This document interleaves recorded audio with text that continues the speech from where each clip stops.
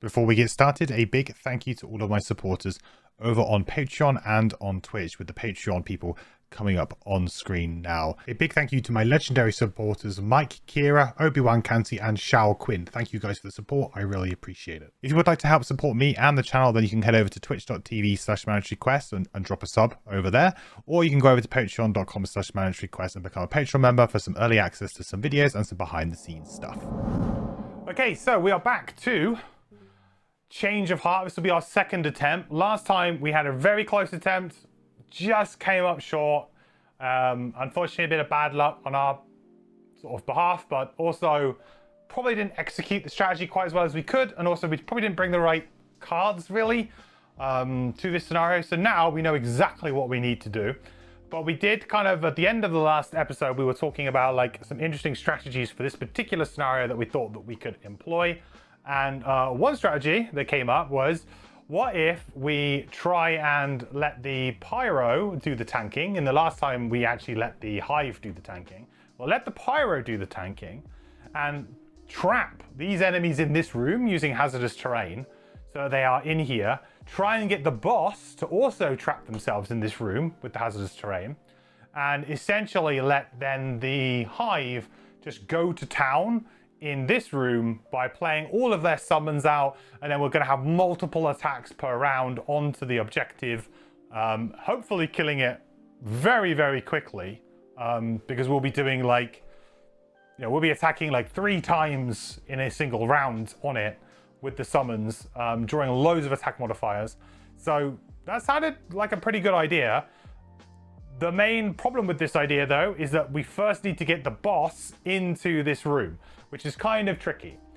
Last time we didn't kill any of the minions in this room either, and I felt like maybe that was a slight mistake because the archer is really annoying. The guards can kind of do nothing, or they can be a bit slow, or you can evade them in certain ways. The priest, similarly, the priest also can sometimes not really do that much. Or a kind of a low impact turn, but the archer is always going to be attacking you, and that's a bit of a problem. So I feel like we need to sort it out. So in terms of cards that we're going to bring, as we said, we will look through them a little bit at the beginning of today's scenario. So we know that we just need to bring more tanky stuff. So I think we were looking at, I might need to adjust this camera actually. I don't think I adjusted this camera before I went live. I didn't. Let me just quickly adjust this camera. Give me 2 seconds. Boop, boop. Okay.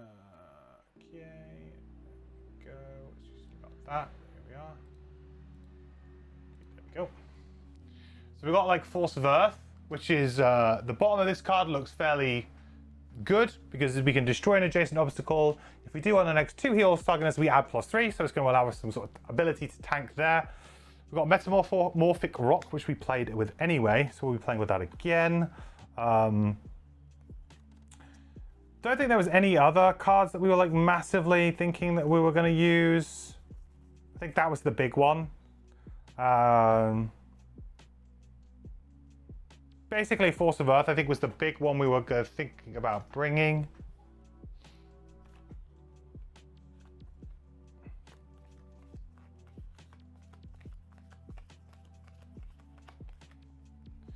Metamorphic Rock.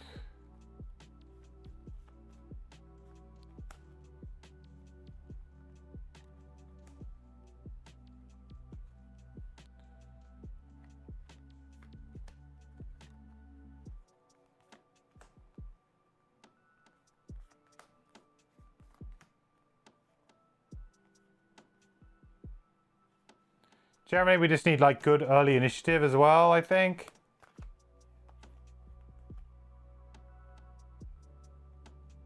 Probably don't want to play Heat Wave.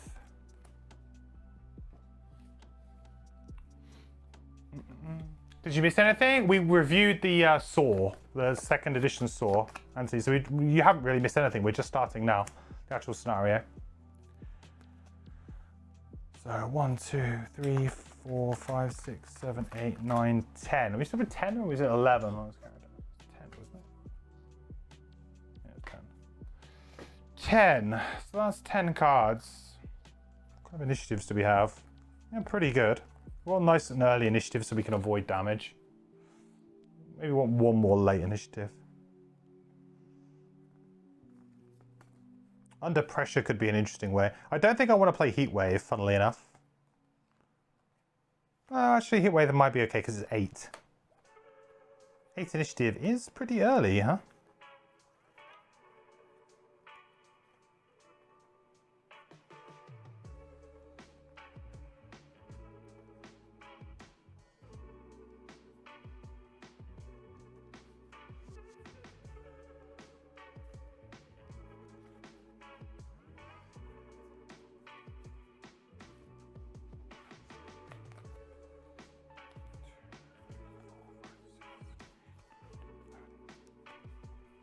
Do I play Living Magma?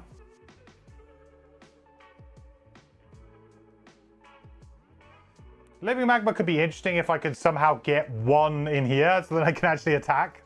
That'd be kind of like, that'd be kind of funny. That'd be over. Oh no, I still have to have line of sight, right? Yeah, it's fine. I can have line of sight from like over here. Could be like the back of this room, just helping. Maybe that's a bit too much though. Maybe we just need to go all in. Just thinking maybe under pressure could be quite good. Just as a way of killing something quite quickly, if needed.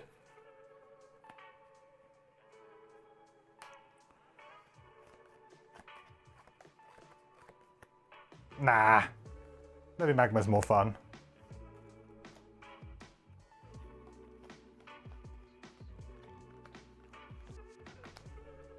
Heat Wave can push everyone back to the left. That's true.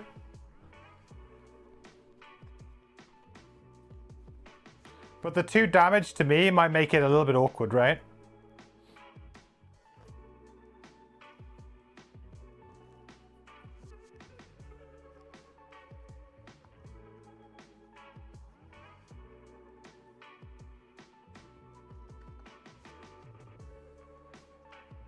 I've got Cloud of Ash anyway that can do that. Yeah, I've got Cloud of Ash that can do that. No, I think I'm good. 1, 2, 3, 4, 5, 6, 7, 8, 9, 10. Yeah. I think I'm good. You could argue that Living Magma's maybe a bit rubbish because the attack 1, the wound and stuff. Maybe we get rid of Living Magma and maybe we play Heat Wave instead of Living Magma. So now Heat Initiative, which is just an improvement. And the bottom is probably going to be more useful.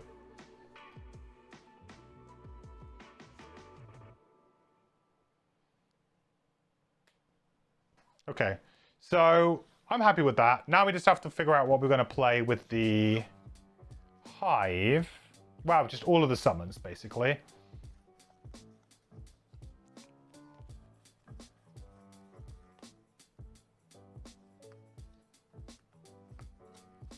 think we're going to get rid of the armored tank.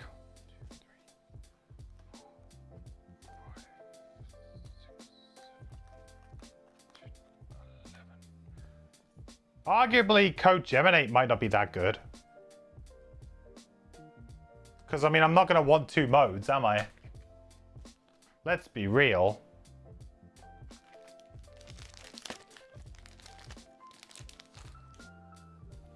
Leaper and Jackal for modes? Yeah, maybe.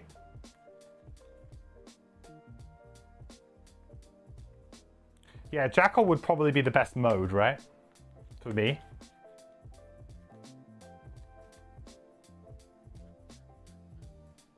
Do I really care about Drone? I mean, Drone's actually fine because of the regenerate. Kind of offsets the damage maybe I take from Jackal Mech.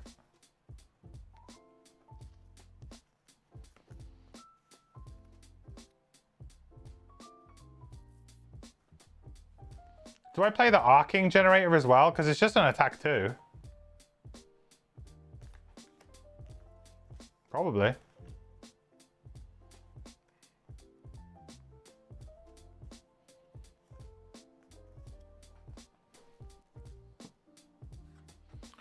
Right, no Code Geminate either, I don't think.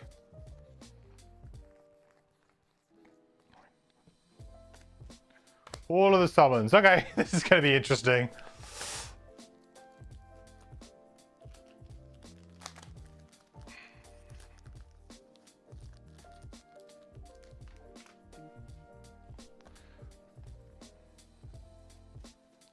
I guess I probably start with the leaper route, just to try and get in there and not have any troubles.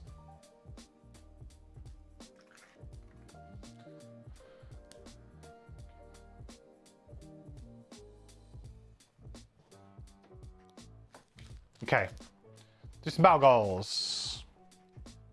The bomb is decent, the code Gemini. It is, but if my objective is just to get in there and then not really move after that point, then it doesn't do anything, right? It's like a card that I would play for the first rest cycle and then probably get rid of on a long rest.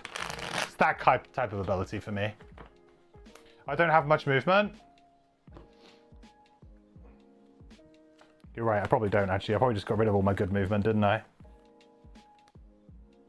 Maybe I should get... Oh, okay, yeah, maybe... maybe I get rid of...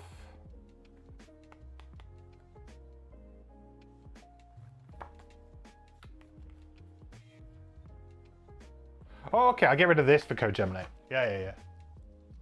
Didn't even realize I was still playing that. Didn't realize I was playing Reaper function. How did that sneak in there?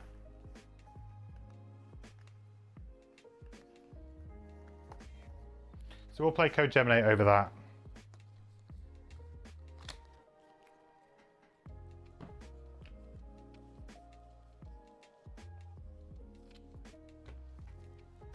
If I can figure out where I've put it.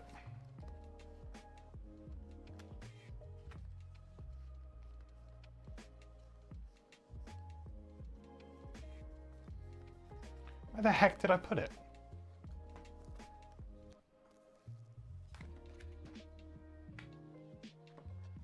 Where the heck? Heck. Oh, I put it in here.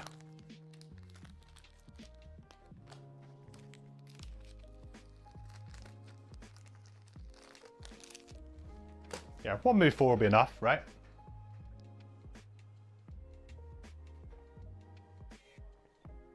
One, two, three, four, plus my boots. Then I got 1, 2, 1, 2, plus my boots. Yeah, I'm in. We're in.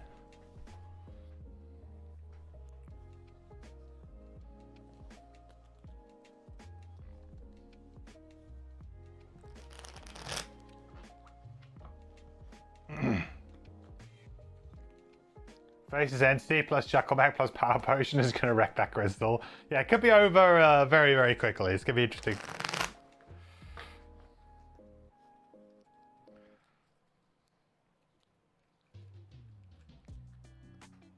Right, Pyro, we have Prepper, we have Promoter, and we have Aesthetic. Prepper is very easy for me to play. Super easy for me to play on this character. I mean, I will be, for the most part, for the first round, I'm just playing shield anyway. Then the next turn, I'm probably just moving and placing stuff. Turn after that, I probably just could play something like Heat Wave. Yeah, it's like super easy.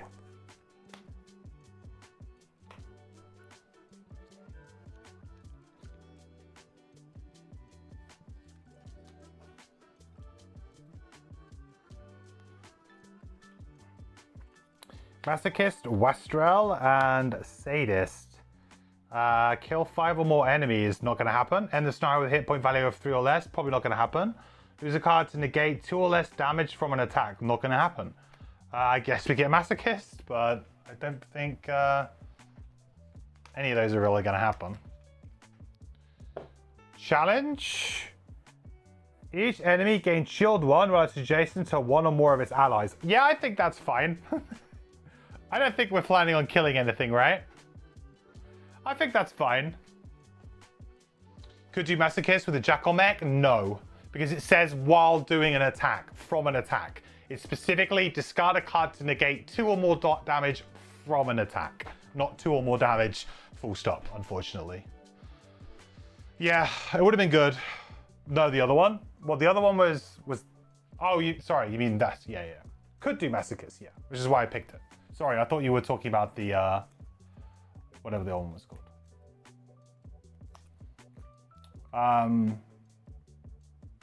Yeah, Jackal Mech could help us do that, yeah, for sure.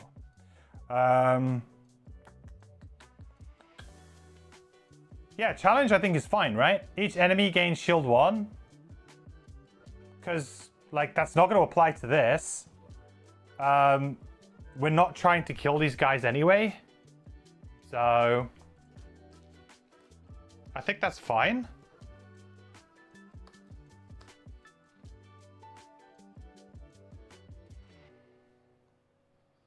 Okay, so for those who don't know, maybe you're tuning in for the first time for this scenario, there are some special rules for this scenario which make it kind of interesting.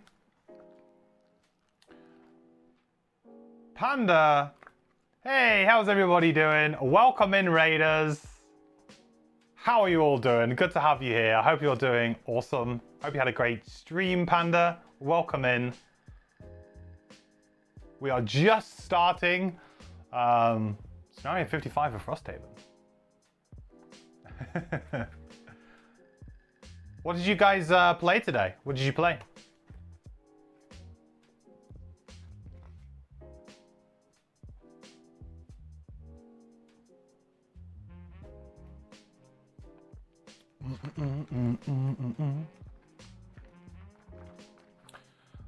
Yeah, so special rules for this scenario, we'll go over those because they are what kind of makes this scenario quite unique. So the special rules for this one are all attacks targeting any monster gain disadvantage, and all sources of damage suffered by any monster are reduced by 1.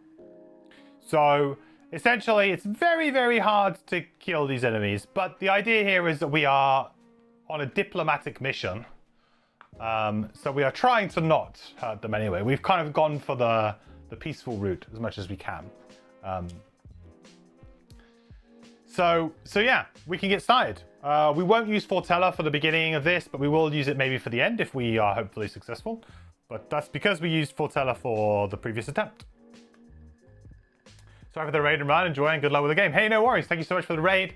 Welcome in. Thank you for trusting me with your viewers. I very much appreciate it. That's awesome. And yeah, go and like chill out. I know what it's like. It's no problem. Great. So let's do it. So the start of this, I think we need to open the door pretty fast, but we also need to kind of open the door and retreat back, or at least come up with a nice situation here where the boss wants to come this way.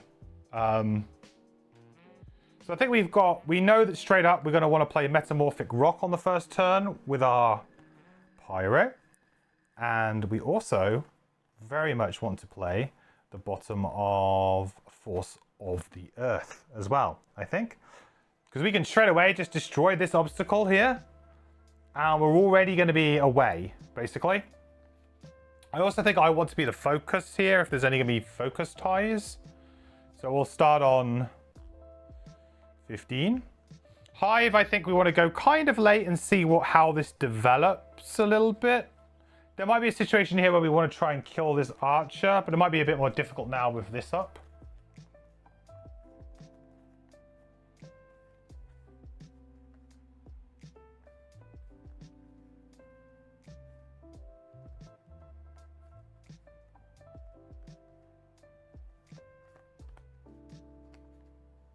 I could drop the drone, which could be kind of interesting. Drop the drone and then run away. Maybe it's better for me to start on the other side.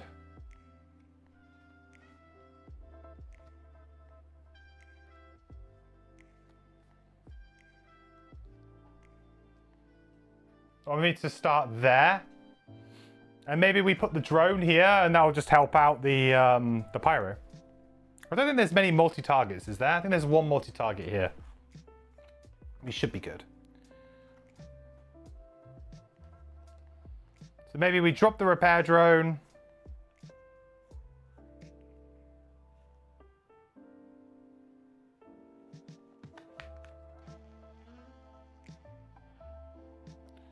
And we look to move, maybe.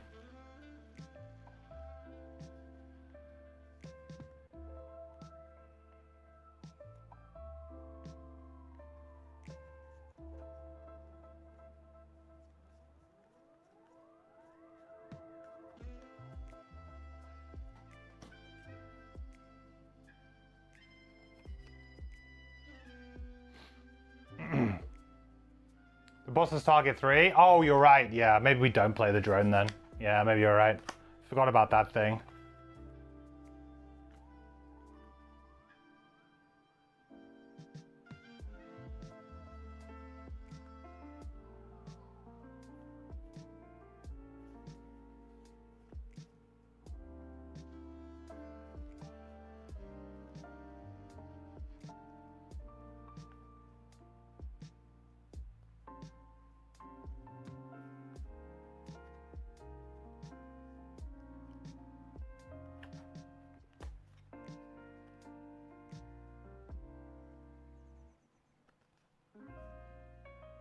Bit of a weird turn then, huh?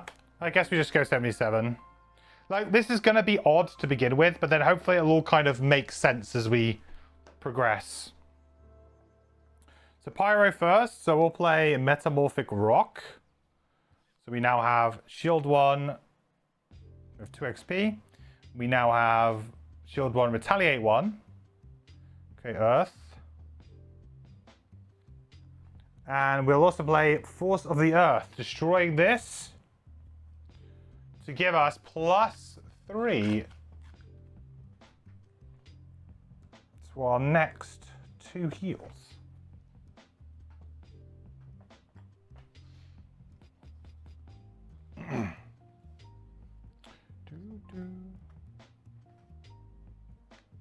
Okay, Priest.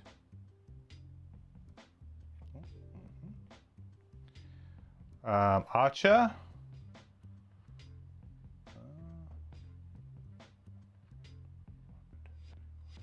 Oh, that's good. It misses on the first turn, huh? I guess it won't move at all here because it's gonna. Hang on. 1, 2, 3, 4, 5. 1, 2, 3, 4, 5, 6. Oh no, it will. No. 1, 2, 3, 4, 5. Nah, it won't move. It can't get any closer to perform its attack in any way. Oh, I guess it would try and move. No, I guess it would move here. No, it wouldn't, because it's got nowhere. That doesn't shorten the distance, and there's no. If it had infinite movement, it would go through here. So yeah, it wouldn't move. Owlgox guards. 1, 2. So we've got 1 attack 5. 0, so that'll be, with my shield, that'll be 4. So 4 damage to the Pyro. Oh, sorry, disadvantage. 4 damage to the Pyro.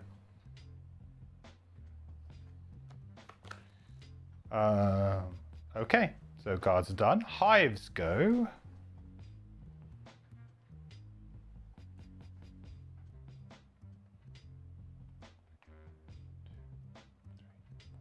I think I'll use my boots to move 5 here.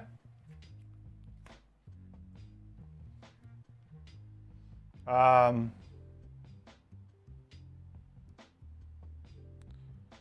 did I get my... Oh, I don't have 2 blesses, do I? Because I restarted the scenario. Yeah, it sucks.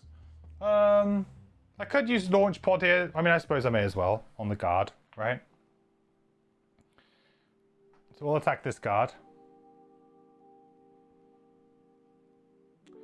+1, so that'll be an attack on 4, -1 of the damage, so 3, so it'll be 3 damage to number 6. And this doesn't happen because this is not adjacent to his allies. We won't launch a summon. That would be far too risky. Cool. Oh, sorry, our attacks have disadvantage, right. Yeah, I got it. Our attacks have disadvantage. Yeah. I just twigged it. Thanks, guys. Oops, no. 1 health extra. Not 1 health less. Okay. Not that it really matters because we're not really attacking these guys anyway, right? That's not the plan. All right, next round.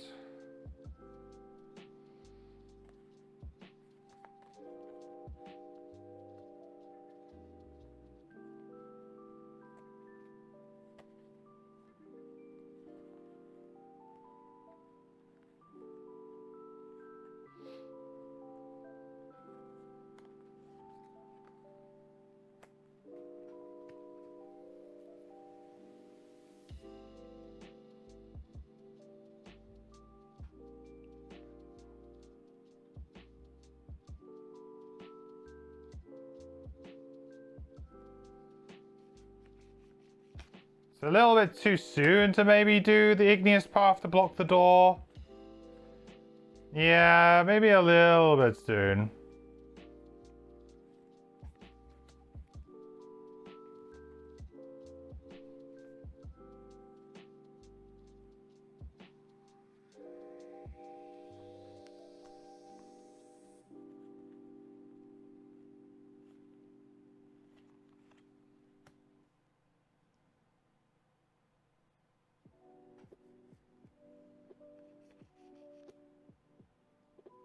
I have to be a bit careful here, because if I don't get myself close enough to the door before we open it, it's going to be a bit of an issue.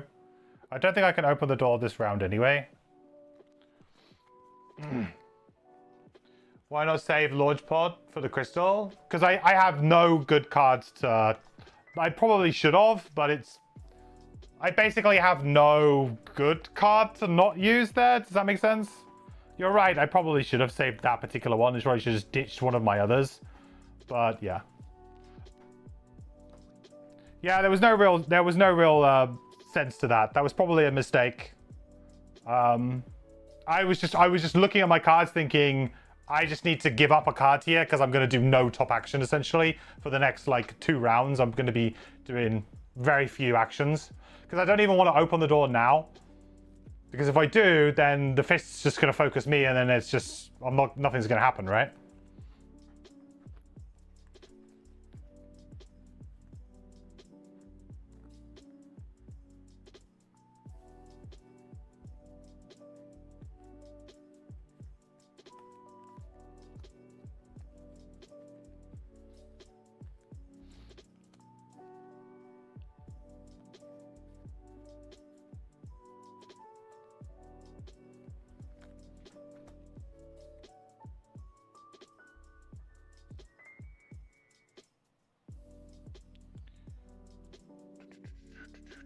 $21, 19. All right, that's nice. So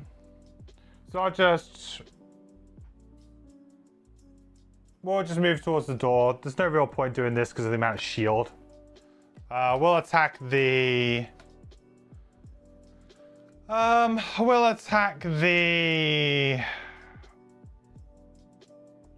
The archer? I mean, the archer's the annoying one, right?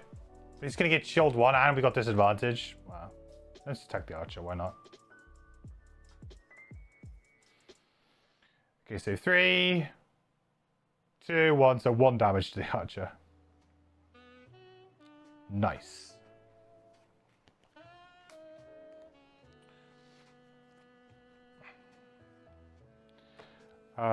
That's the hives go. So it's going to be a little bit boring for the first couple of rounds, but then once we get into the room and we kind of the plan has been successfully executed, we'll be good. So we'll attack the archer with lava bomb.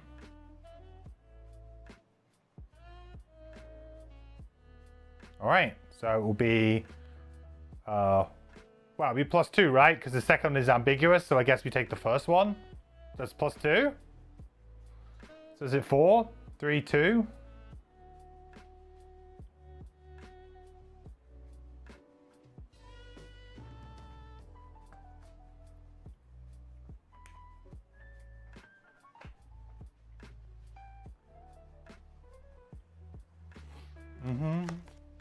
I lose Prepper. Oh, yeah. That was why I was going to use Rain of Fire top. Ah, it's fine. Whatever. This is why I don't like battle goals sometimes. It's like, yeah, I really want to pull off this strategy. Oh, here's a battle goal that's counter to everything you want to do. Okay, thanks. It's fine. Whatever. I'm going to be retiring these characters pretty soon anyway, so it's whatever.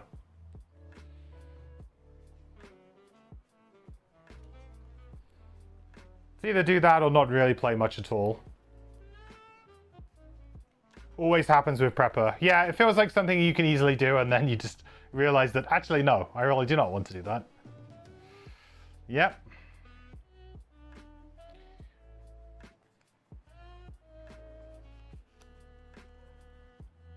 So I feel like next turn, we open the door next turn. So there's going to be an attack of 5 on Hive from the Archer. So 4. It's fine. Shouldn't be too much of a problem. Move 1. Kill all eyes at range 1. There's none there. And then bless themselves. Which hopefully that actually worked, did it? Yeah, nice. Okay.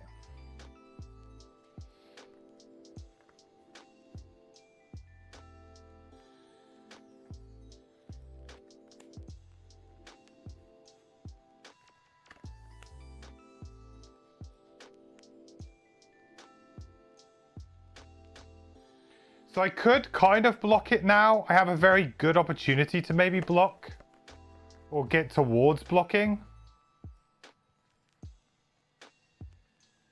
What health am I on? 10. I don't want the big heal quite yet. I could probably open the door this round, huh?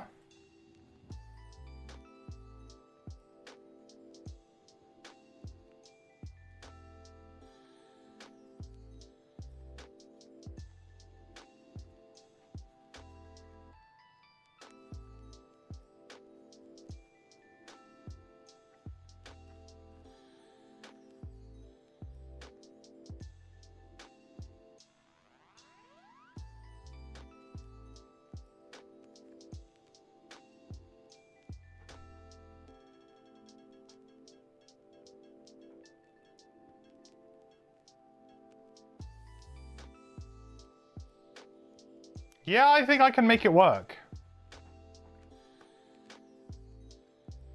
If we want to do it this round, I think I can make it work.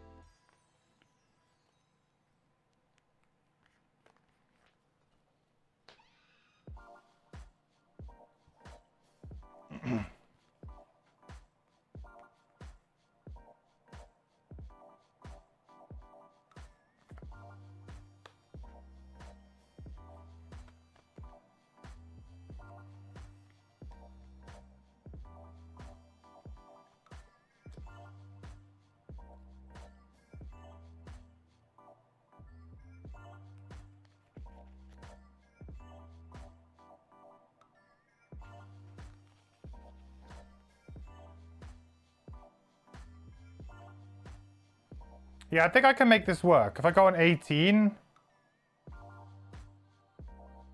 Okay, this works, I think.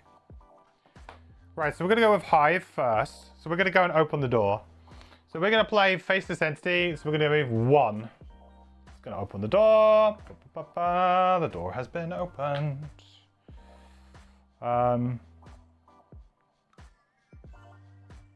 Okay.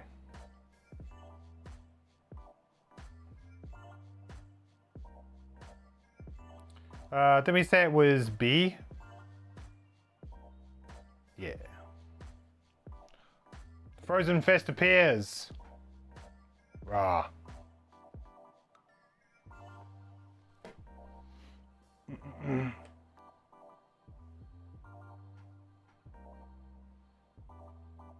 So we've got 1 more movement left. Then a further 2. And then we are going to play Machine Bolter.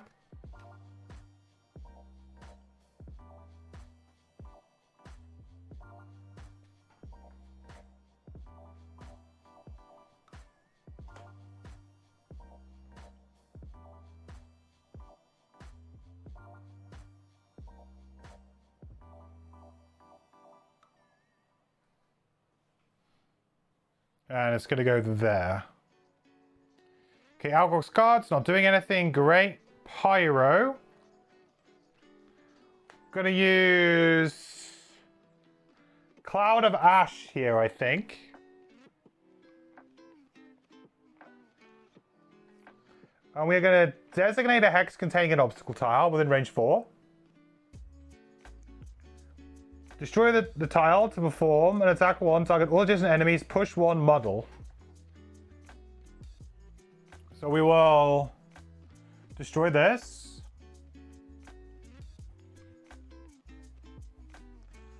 Gain an XP. Great Earth. So we'll do an attack one. Like, these are both with disadvantage, I guess, against the archer first. Okay, so that's 2 damage. So 1 damage in total, because we have 1 from the less from the scenario condition. And then again on the -1, so no damage to the priest, but we get to push them back 1. So push you this way 1, this way 1 for you.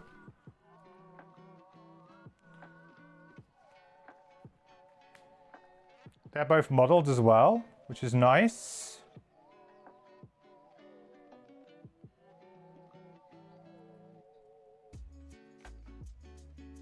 Let's put that over there. Yeah, the plan is to use Attractive Bracelet, yeah. I figured that I was going to have to use Attractive Bracelet to make this work in some way.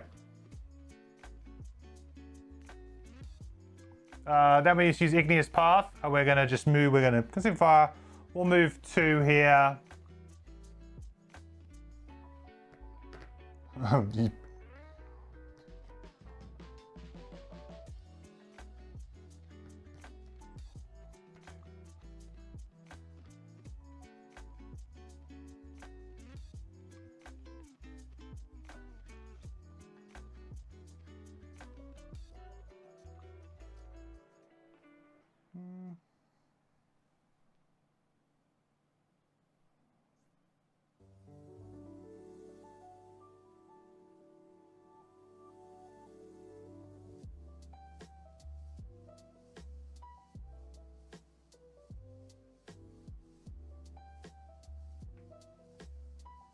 Let's do it like that.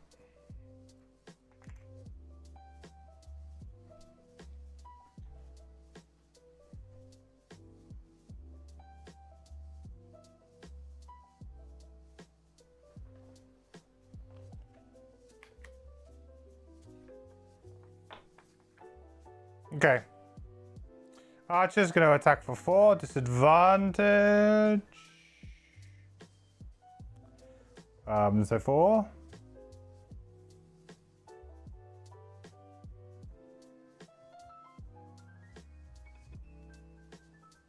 Okay, so then we're going to use...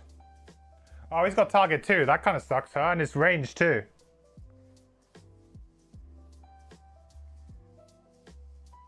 It's fine. We can still make it work. We can still make it work. You have shield 1. Oh yeah, of course. Thank you.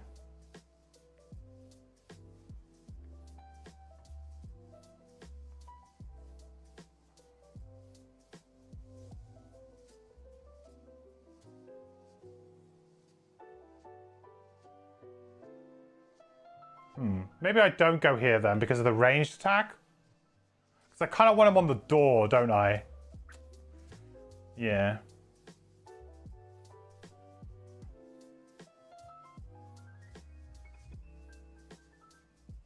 I was here, right?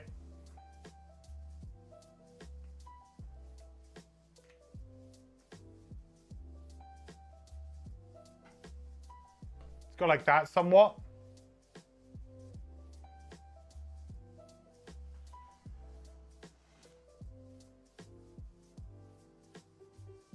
Yeah, that works. So then we'll use Attractive Bracelet.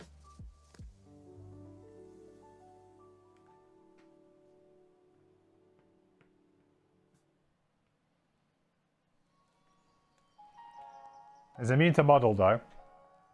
So he's going to do an attack 5. So with disadvantage on the Pyro.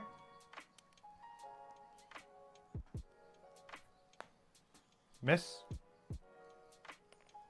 What? Can't pull him now? What do you mean? What do you mean I can't pull him now?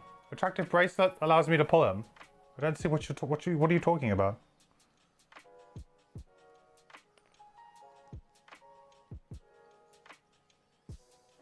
What do you mean I can't pull him now? He's there. This is where I want him to be.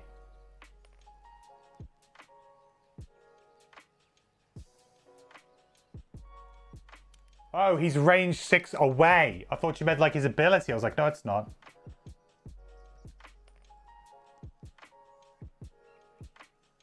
Well, that's fine. I can just do it this way. I can do the way that I was doing it then. That's fine. I'll just do it this way. It's fine.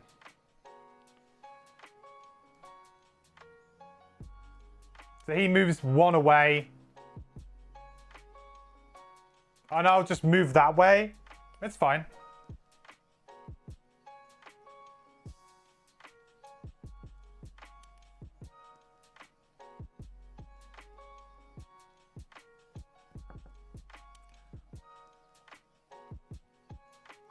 So that's -1, so that's 4 damage. 2, 5. It's fine. We're still achieving what we want to do here, chat. It's fine.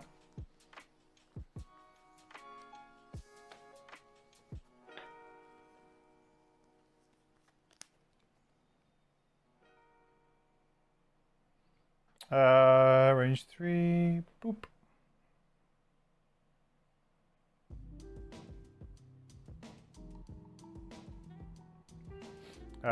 So that's 2 damage. Nice. Okay.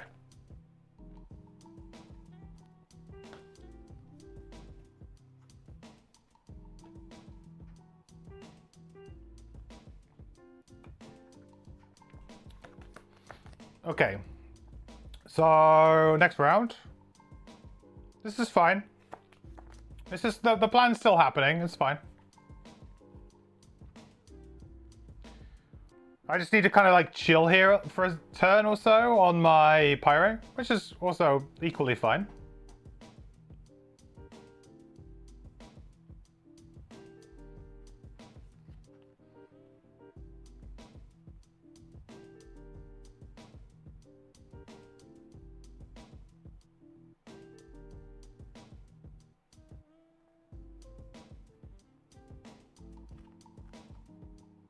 Kind of wish there was fire here, though.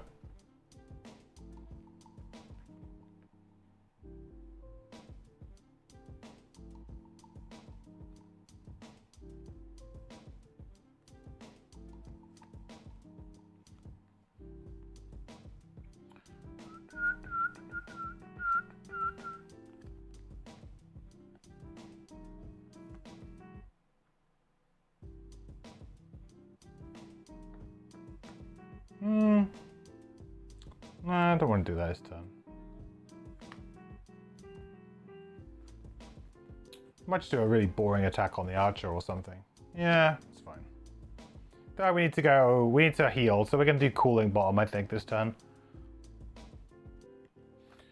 We're there, though. Now the hive just can ramp. It's fine.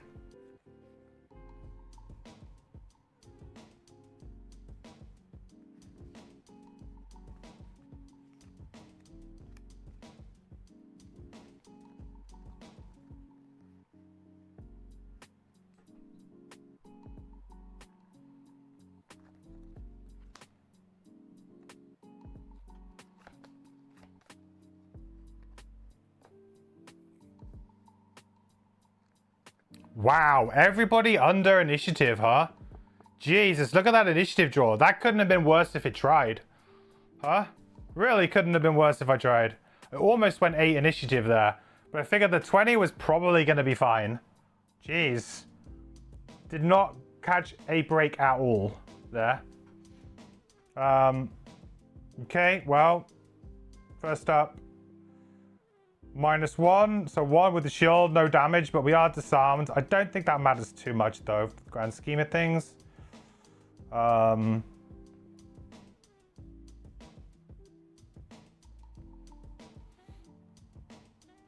he's going to attack for 6. This could be a burn, potentially. So 5.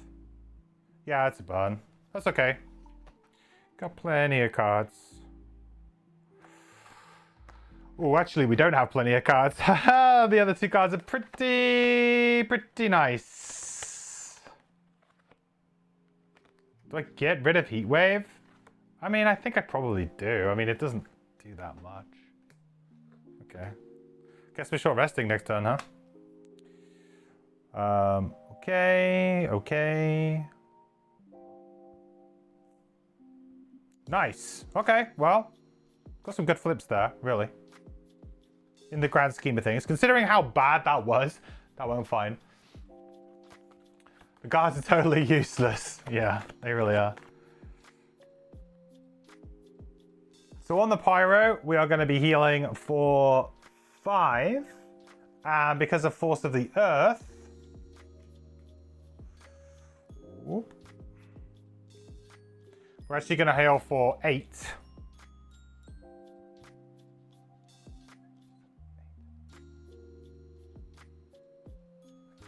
And then we can't do anything with Flowing Fire now.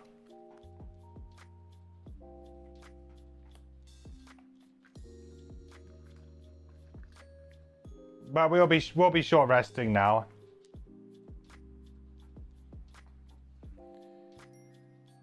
Hive, so Machine Bolt is going to go and attack the crystal. Nice. So it's going to do 2 damage, and we can grant it a move 2, which I will do. I will keep pushing it into this corner. It's just safer, right? We'll keep it in that back corner. That's what we want. Keep them safe. If it can maybe keep them safer for a little bit longer, it's going to be worth it. So that's going to be 2 damage to the crystal.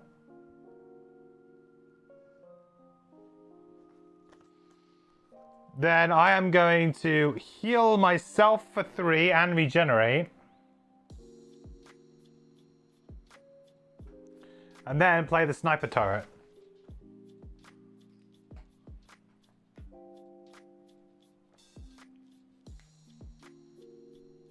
We're going to run out of space for summons.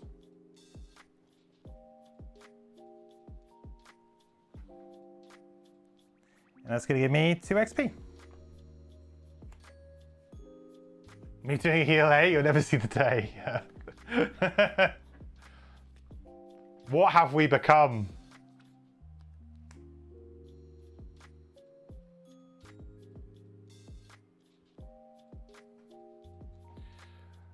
All right, so now we can short rest on the Pyro. Just get rid of this, which is quite nice. I think we'll leave Force of the Earth up because it's just value on a heal. We're probably going to want to heal again. So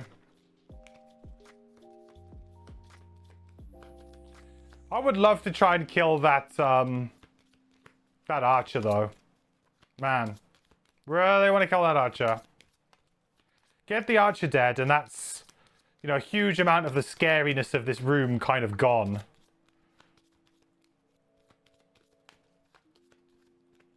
But so now on the next turn with the Hive, we're going to get to like ramp quite a bit, right?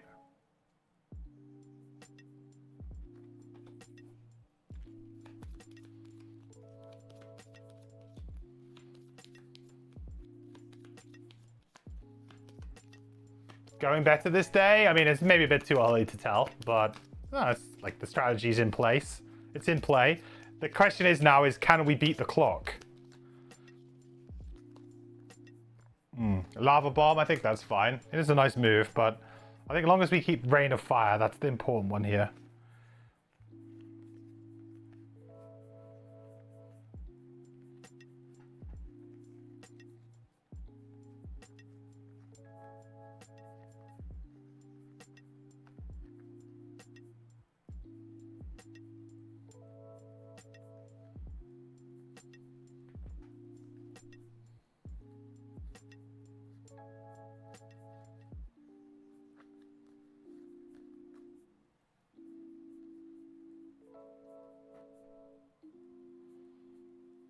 I need to kind of baby steps him into the room a little bit more, don't I? I can't quite full on commit. Not quite yet.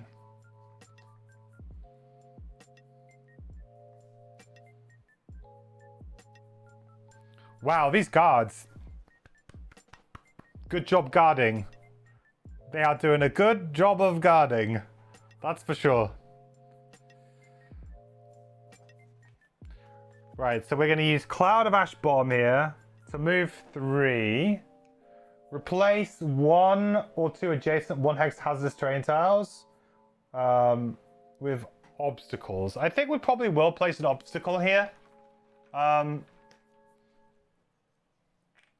know, we get an XP from it. We create Earth. I think it's probably good. Because also it's another obstacle for us to maybe use with the bottom of Force of Earth if we need it. Then we're going to use Deep Fury top. And I'm going to Spyglass this because I really would love to kill this if I can.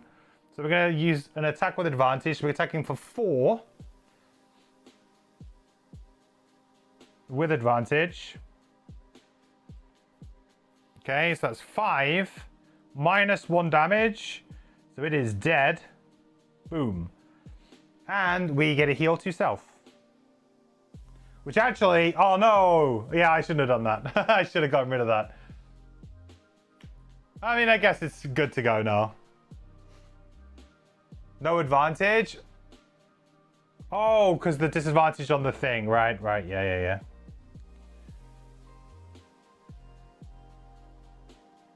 It's fine. We killed anyway with the +1. I mean, it was dead regardless, but yeah, you're right. Let me just chuck this back on top.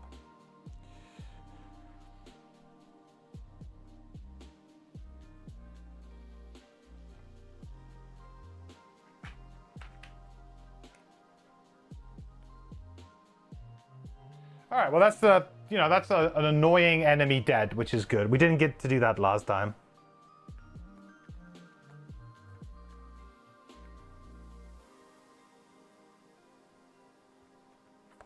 Heal and XP. I mean, that went pretty well, I think.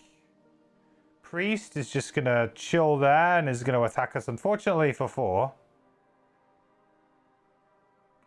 5, but with the shield 4.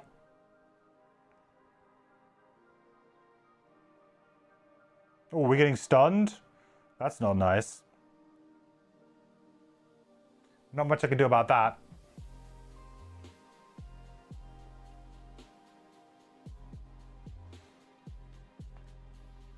Okay, so that's 5 minus the 1, 4, so 4 damage and a stun.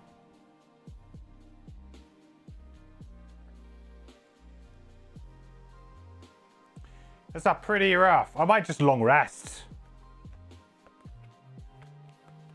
I mean, being stunned is basically just...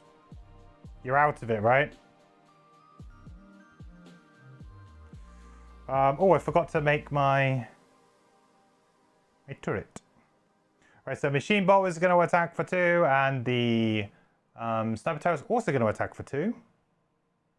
The first one does 2 and a move. One of my summons can move. Excellent. So we'll move you. So that's 2 damage, and then the next one's going to attack. Excellent. So that's 4 damage in total to the Ice Crystal. Then I was literally just going to like default move 2 here. And chuck the generator down as well. Oh yeah, we're going for it. No holds barred. Is there a mastery for this? Feels like there should be.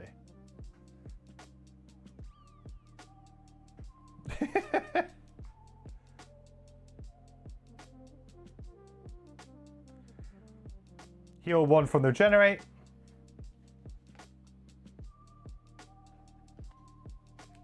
Just feels naughty.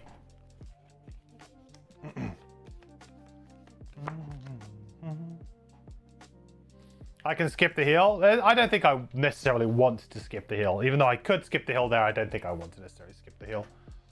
On the...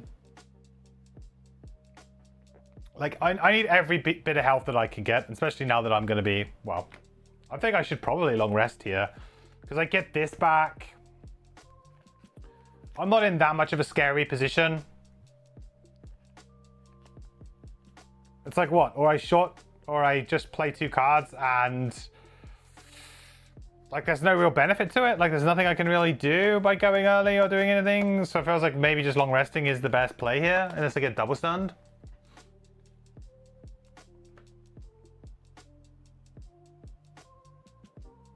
I think we just long rest. I'm loving the long rest here. I think it's a good play. Hive, however...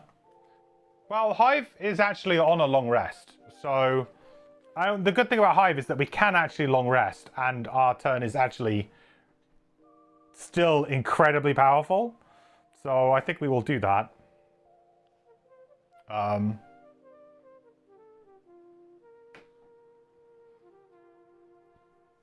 Okay, so Priest is going to attack me for 3.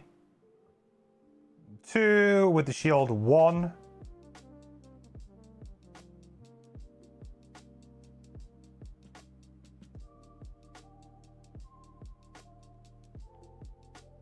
Oh, he can actually get me. Damn.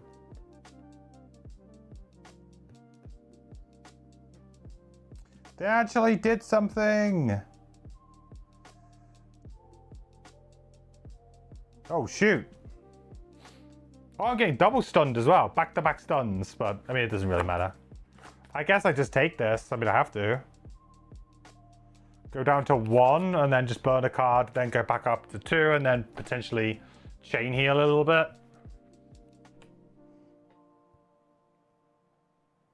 You never know. He could miss.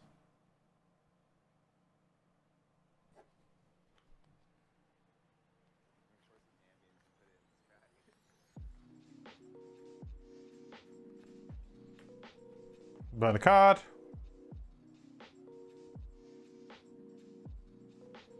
Okay. So what's it going to be? Like attack 2, attack 2, attack 2, basically.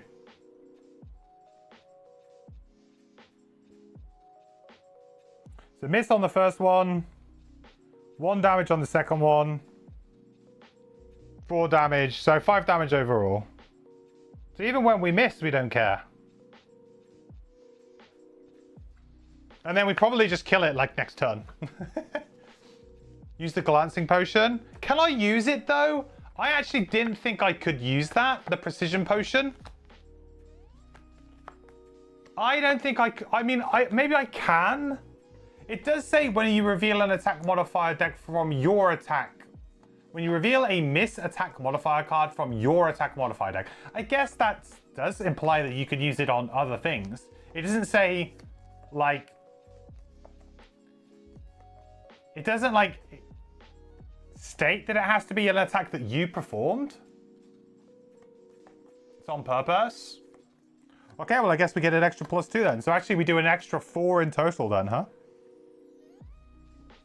It's an interesting wording. I wasn't 100% sure on it, but yeah, I mean, that would ring true with the way it's sort of done.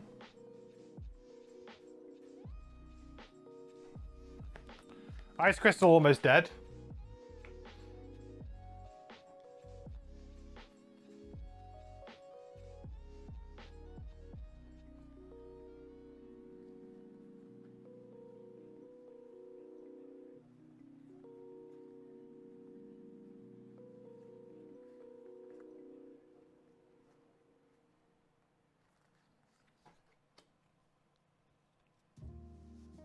Do we just go for the big turn and try and win next round? I think we probably do, huh?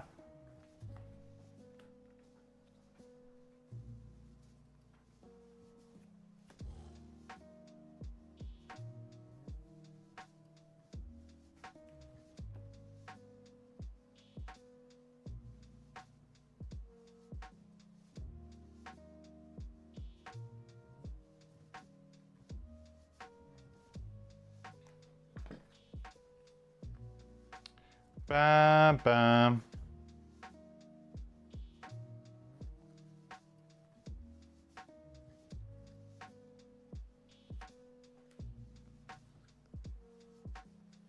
I mean, Pyro is almost dead, to be fair.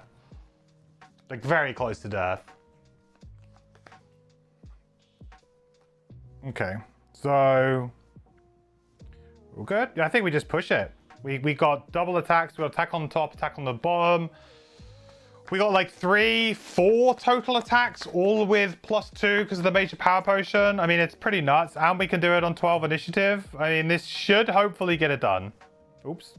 Should probably at least play something on my other character, even though I'm assuming that it's probably over.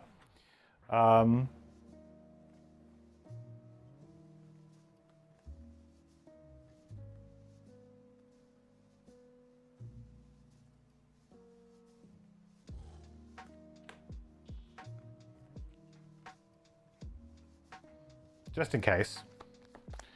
Okay, good. So, right. These guys go first, so let's draw. So that's 3 damage. We don't want to transfer here because we don't have... If we had the Jackal mech out, we'd consider it, but we don't. So there's no reason to transfer here. So 3. 7.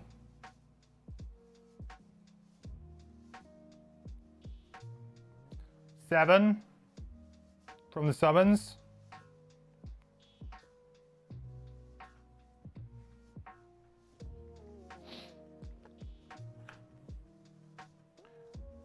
Right, so first we're going to use the Major Power Potion, which is the new version of the Major Power Potion, which is during your attacks, add +2 to all of your attacks. Sorry, during your turn. During your attacks, during your turn, add +2 attack to all of your attacks. So it's like really very, very strong.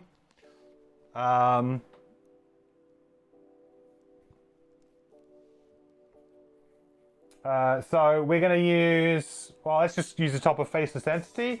So we're going to do an attack 4 because of the potion. So attack 4. So 4. Then another attack 4. 4, so that's 8.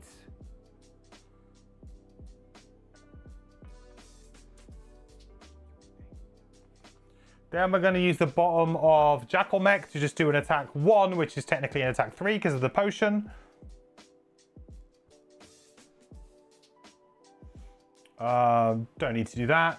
So that's 3 more damage to the Ice Crystal. Then we use Major Frenzy Potion to do an attack 4, which is now technically an attack 6 because of the potion. So 6. 5. Oh, how did it survive? How did it survive? That's crazy.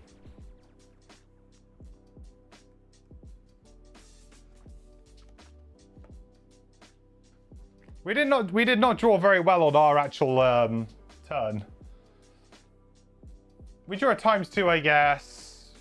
Oh, we also drew a miss. Probably a bit of a wash. Just needed a +1, yeah. Didn't get it. The crystal lives to fight another day.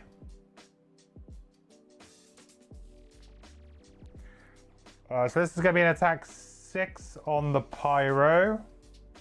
With disadvantage, at least. Oh, there it is.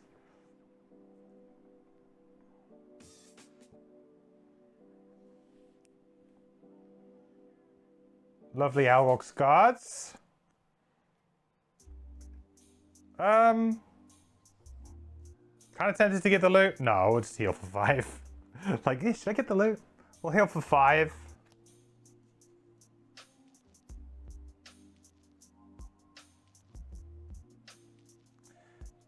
And then we'll use Rain of Fire, and we will...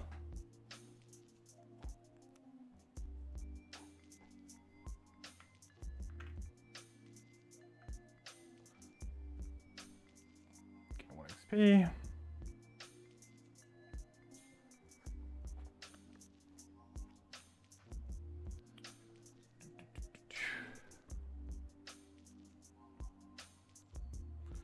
Priest is gonna heal nobody because no one has any damage, but it will move towards me.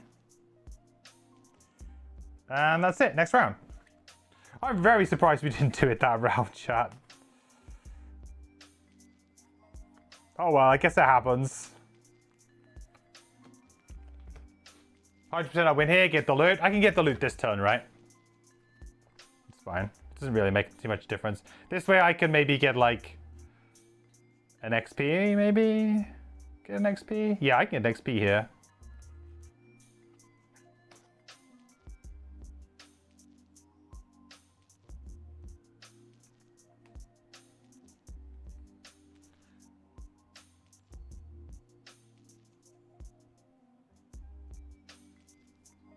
I wonder how many rounds this was.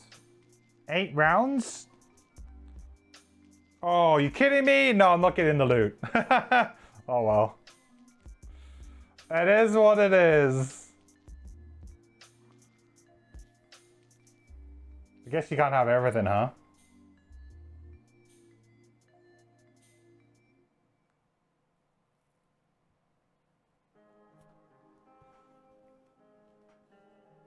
Don't think Hive is making that battle goal? No, but neither of them are. But we get this done, which is nice.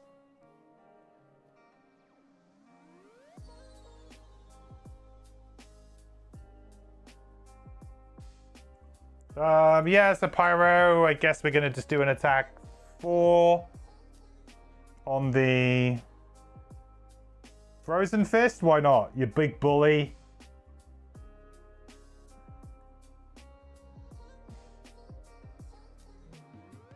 Yeah. 3 damage. We heal 2 and we get an XP. Yeah. Still end up getting 8 XP this scenario. It's kind of funny. No loot though. Alright, here we go. Big draws. First one. 4. Next one. 3. 7. Yeah, I mean, it's dead. Not really anything that I can do with the rest of my turn, so that'll be it.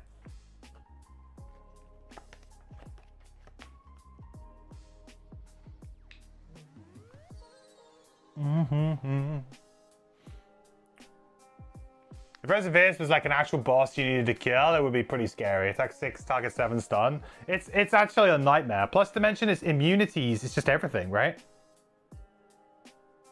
Poison is the only thing that works against it, which is like fine, but it's really fast. Like there's no way for you to really avoid it.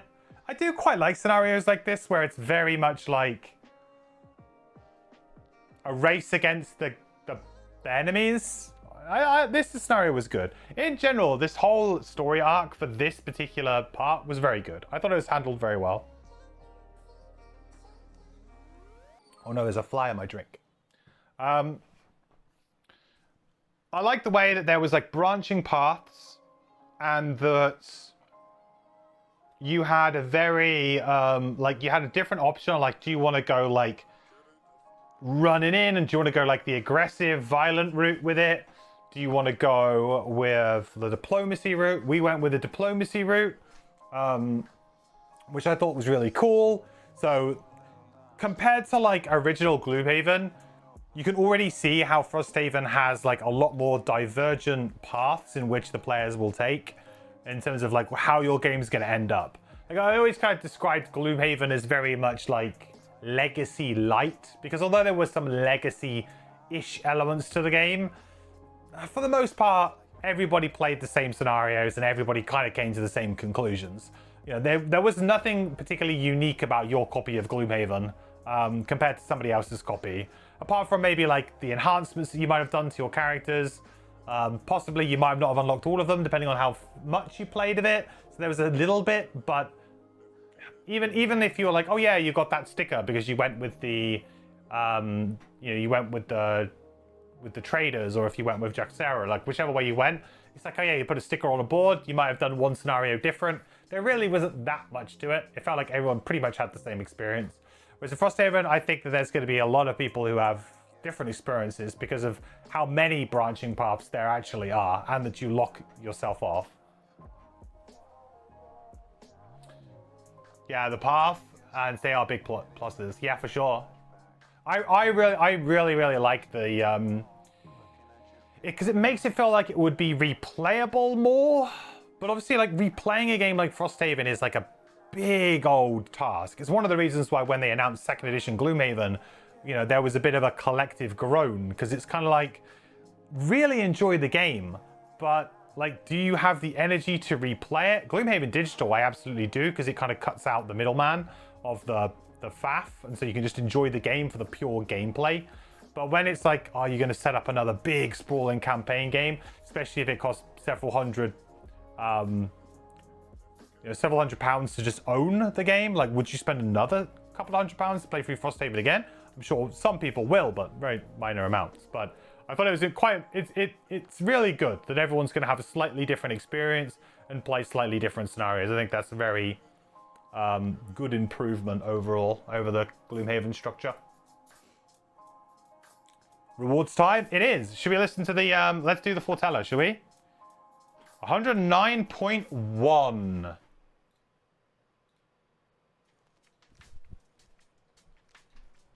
The Haven games are the most cost-effective things out there, though. Yeah, I do tend to agree with you, because I remember Gloomhaven, and the thing is that I always compare Gloomhaven and that original Kickstarter to a cool mini or not Kickstarter. Because the Gloomhaven Kickstarter was like, yeah, $100, you get this game, it's got 100 scenarios in it, it's got these minis, it's got all these monsters, it's got a campaign, it's got progression, it's got story, had everything, right? All compacted in a box. There was no wasted space in the box. It was incredibly efficient in terms of the cost of it, the space of it, the experience was great. There's nothing, like, it just, to me, it was like counterculture to what a lot of other publishers at the time and other games were doing at the time, which is just constantly bloating themselves with additional miniatures or stretch goals or add-on boxes and just things that, you know, just add cost, more and more cost. And I really respected at the time that, you know, Isaac and Cephalofair were like, no, like, the game is the game. Here it is. This is how much it costs. Everything's in the box. You can buy some solo scenarios if you want, I guess, if you want a few extra things. That was literally it. There was nothing more to it. And the price was way better than most of the other guys were doing. You know, like $100 for Gloomhaven was insane when you think about it now. Like, I've been looking at maybe backing the Stalker board game, because it's on GameFound at the moment. Really like the Stalker series of video games. I haven't read anything to do, like, I think they're based on books, right? And I haven't read the books, but I really enjoy the setting anyway. I'm very much excited for Stalker 2 or is it Stalker 3? Anyway, the new Stalker when that comes out. And I was very interested in the board game, but the base pledge alone is like $80, and it's like I think its total's about 15 hours worth of gameplay or something. So, you know, which is not like, it's a pretty reasonable bang for your buck in terms of a board game, but it is like, oh, okay. You suddenly realize how lucky we really are. You really do. You're just wondering how deep Second Edition will go in the likes of Frost. Well, in terms of like, if you're on about in terms of like branching narratives, probably less so than Frosthaven, because they're still going to work within the parameters of the original game. They're not just suddenly going to invent a load of extra stuff that makes it way different in terms of like the paths, but there is the reputation system. So if you do missions for Jaxera, for example, you gain reputation with Jaxera. When you reach certain reputation levels with Jaxera, you would unlock certain items and things for you to use that she grants you, right? Or particular scenarios will require you to have a minimum amount of reputation to be able to undergo them. So if you decide to go like one way or the other, there's probably is going to be a bit more of a tangible difference between going this route or this route. There will be a more separation and there will be more uniqueness. Although in terms of like the splitting off, there still will only be like two like branches, if you like. There'll probably, you know, there'll still only be like two branches, or I think there might be another faction in play. But anyway, there won't be as many branches maybe as there is in Frosthaven. But there'll still be more interesting decisions for sure.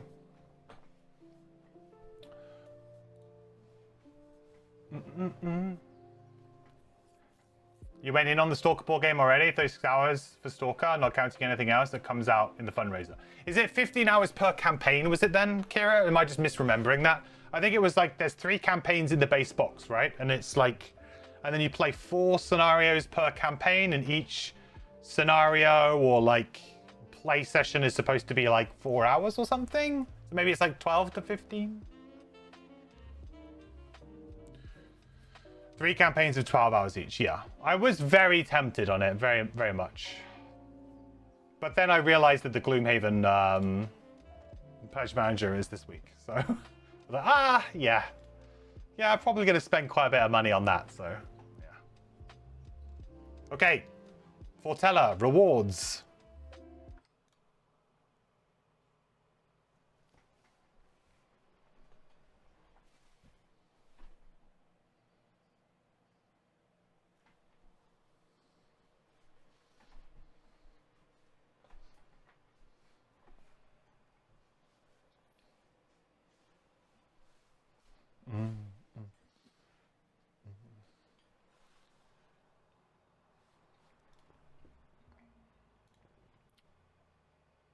Ooh.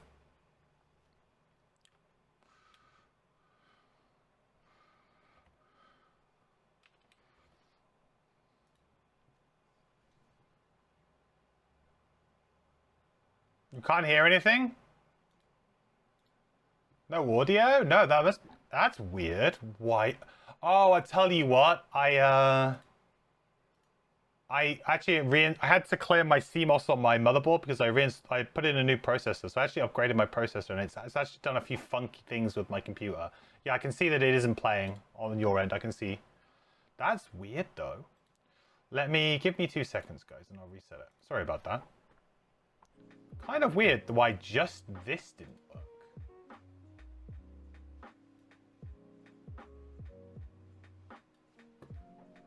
You've been hearing the music though, right?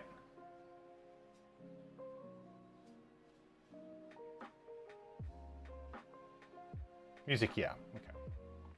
How about now? No, that didn't work either. How strange. Oh, I figured out why it is. That was awkward. Right. Okay, this will definitely work now. So many lives have been lost in this war. Tribulation and horror has fallen on either side for centuries. And now, here in this room, you stand poised to end it. A great crack runs through the center of the heart of ice, and you raise the unyielding shard as a chorus of protests break out. You defy them all and sink the shard in deep. That's a cool sound. Light and warmth. A wave of radiant energy erupts into the room like sunlight touching the land after a century-long winter. You raise your eyes to the heart and see the unyielding shard within it. The two pieces have become one. The smaller shard enveloped by the heart of ice around it, and they hang before you. A star brought down from the heavens, and they are singing.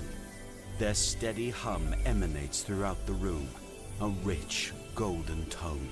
With it comes light, vibrant ethereal glyphs like those you saw embedded in the shard, unfurl outward into the room. They move quickly, threading in every direction like 1,000 scrolls thrown open at once, and fill every chamber and tunnel with light.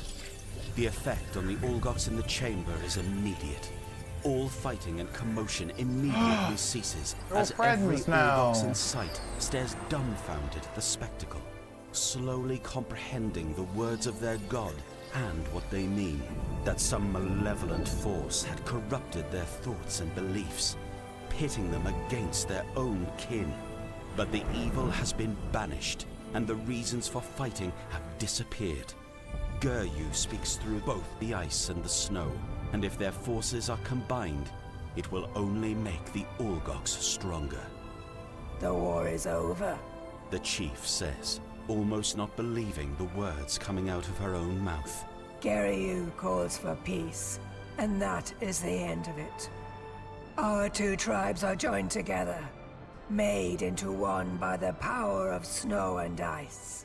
Her chest expands, and a soft bluish glow radiates from her open hands. Let it be known that from this day forth there shall no longer be two sects in the north, speaking to the snow or the ice. From this day until the end of days, we shall all be known as the Frost Speakers. A great bellowing cheer shakes the air, and for the first time in ages, Snowscorn Mountain is at peace. You are given a bit of attention by a surly Ulgox healer, and shortly afterward, Gurndel comes to your side. Well then, She says, snorting in good humor at your current state. it would seem that you, my friend, have been changed yourself. The elder gestures to one of your hands, and you notice for the first time that a small glyph has been tattooed into each of your bodies. A circle cut through with a series of thick, interlocking lines. It escaped your notice before, but now it's impossible not to marvel at. The lines glimmering with bluish light. The elder smiles. The heart has marked you, Warmbloods. It means ally of the frost. A very rare thing indeed. It is difficult to appreciate the full gravity of the gesture. You did just fight through an army of Ulgox, but you give thanks as best you can. The elder nods, and then together, the two of you join the celebration that is already filling the chamber. Oh!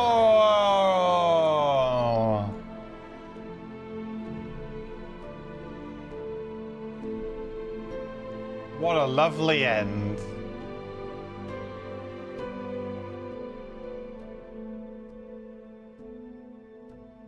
What a lovely end. Oh, and now they're all friends. Rewards, gain 2 morale and 2 prosperity. Unlock whichever class box is still locked. Frozen Fist or Snowflake. So it'll be Frozen Fist for us. Friend of the Frost Speakers campaign sticker. Remove all Algox events from all Outpost event decks. Add events of Winter Outpost 66 and Winter Outpost 67 to the Winter Outpost deck. Add 1 plus 50 card to the Town Guard deck.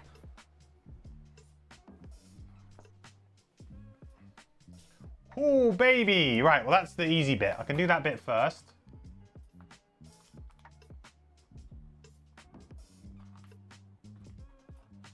Nice. Open the fist box. Yeah, we'll do it.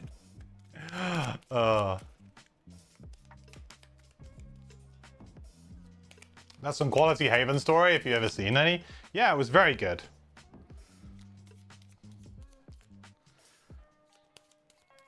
Right, so that's that in there. I've done all the other bits that I needed to do on my sheet. So I've done the morale, I've done the prosperity, I've done all of that stuff. So we need to remove from all Outpost event decks.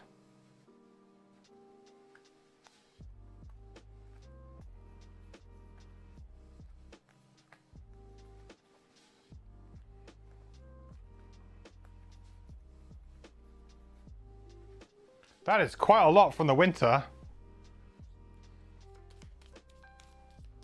And I need to add some, don't I, as well?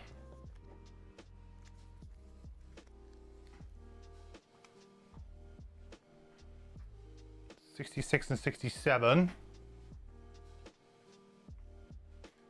I'm surprised we didn't get like a piece of the crown. I thought we were going to get a piece of the crown. What gives?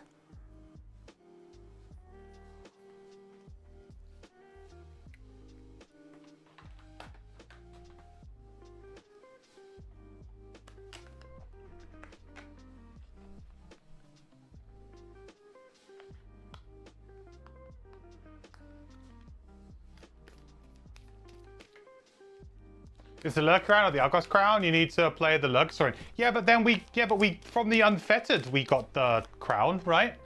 I just figured like it was like different parts of the same thing. You know what I mean?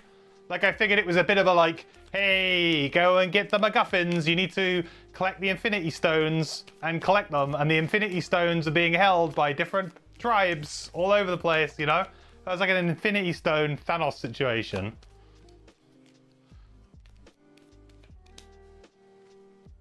Also, the emotes aren't making noise. I'll check that in a minute. I think I know what the issue was.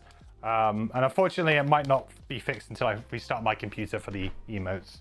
but I can take a look.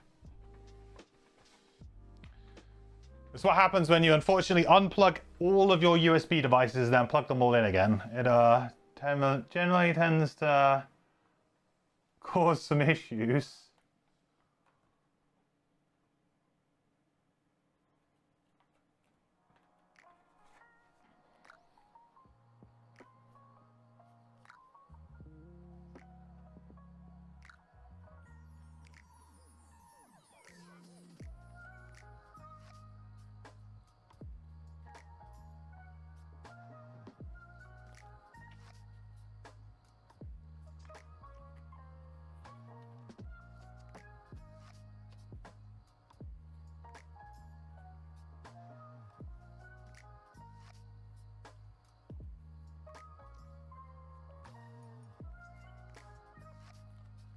Okay.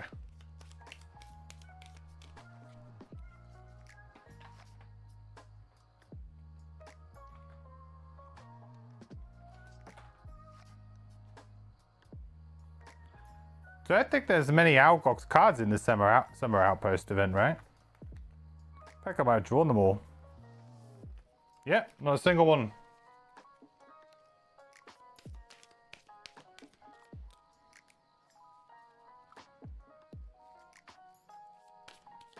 Must have already drawn them. Or maybe there's only like one or so. Okay, so that's all done. So now we can unlock the fist. So before we do that, let's just tidy up a little bit here. I've given myself my challenge. I do need to add 2 XP to both characters for the challenge. So we'll just quickly do that. Does that level us up? Oh, so close. You're kidding, right?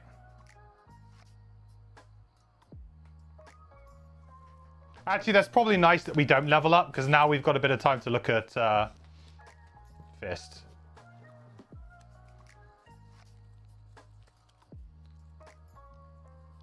One of the kind of downsides sometimes with Frosthaven is that you'll go to like the Outpost and you'll have nothing to do, and then sometimes you'll go to the Outpost and you'll have literally like, okay, we've unlocked a new character, we've leveled up, we've got these new buildings we can build, we've got these new items we can make, we've got these new potions we can craft. It's like, it's on and on and on and on and on.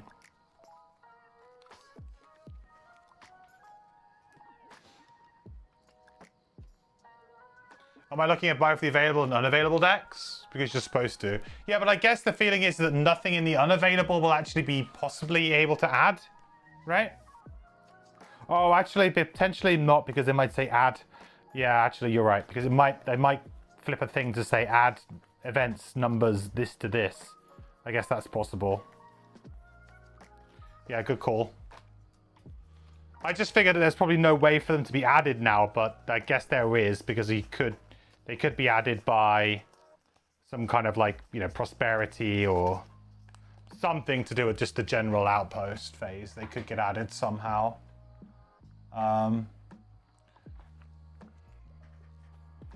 Yeah, there's one in the...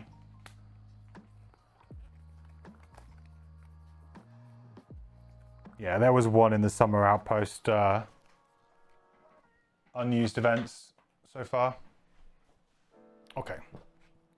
Let's get that, let's get that, let's get that, let's get that, let's get that. You go over there, you go over there.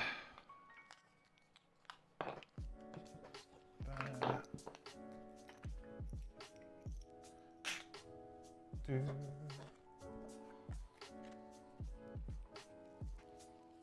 Yeah, they will be added if you don't take it out. Yeah, I guess so.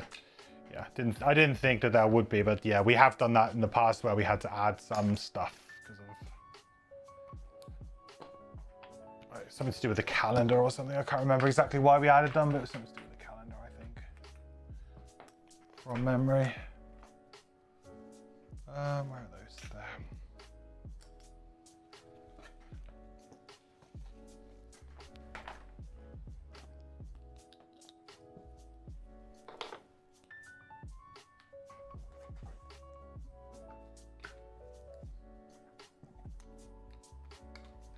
Okay, so then, should we have a look at Fist? I mean, I know that we're supposed to do the Outpost phase and everything first, but come on, this is what everyone wants to do.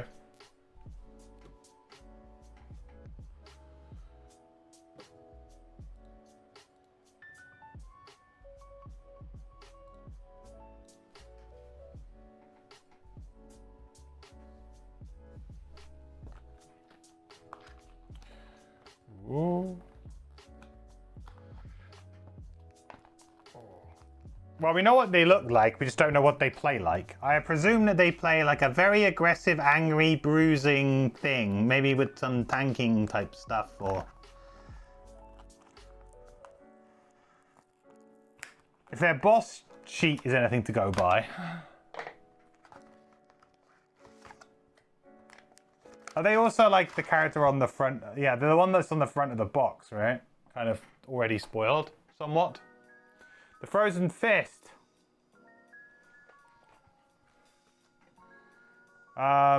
Ooh, hand size of only 8.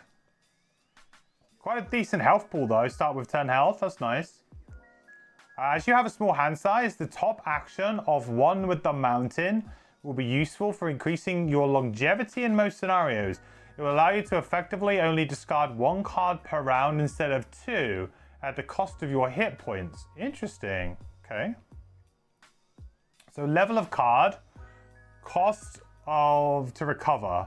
So level 1 cards cost 2, 2, 3, 3, 3, 4, 4, 5, 4, 6, 5. It's interesting that it like, yeah, kind of like jumps up and then like stays the same. That's interesting. Be careful while leveling up, as higher level cards cost more hit points to recover. You will either need to recover them sparingly or have access to a large amount of healing. Consider bringing some level 1/X cards with you, even at higher levels, as cheaper recovery options. That's a really interesting idea for a character, because of course, like naturally as you level your character, you generally replace the level 1s and the X's,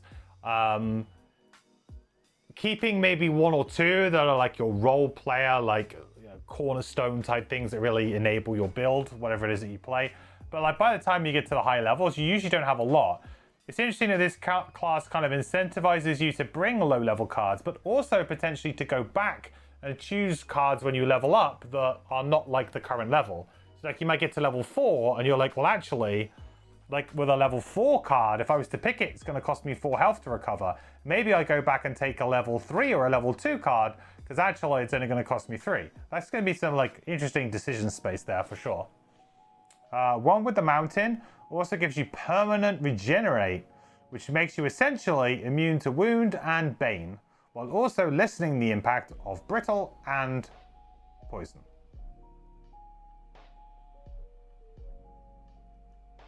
Pretty cool.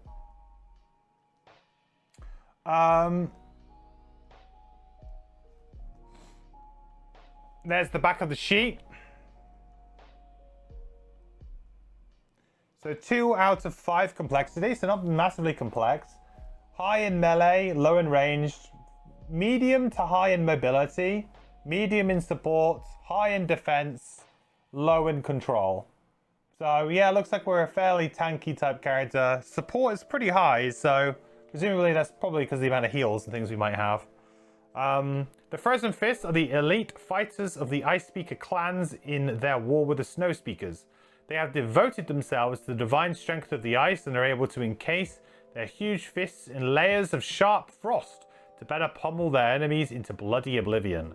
Their communion with the frozen earth also gives them unnatural stamina, allowing them to sow ice and destruction across the battlefield long after most warriors would have given up. Cool. Its control and support have been swapped accidentally. Oh, you mean it's a printing error?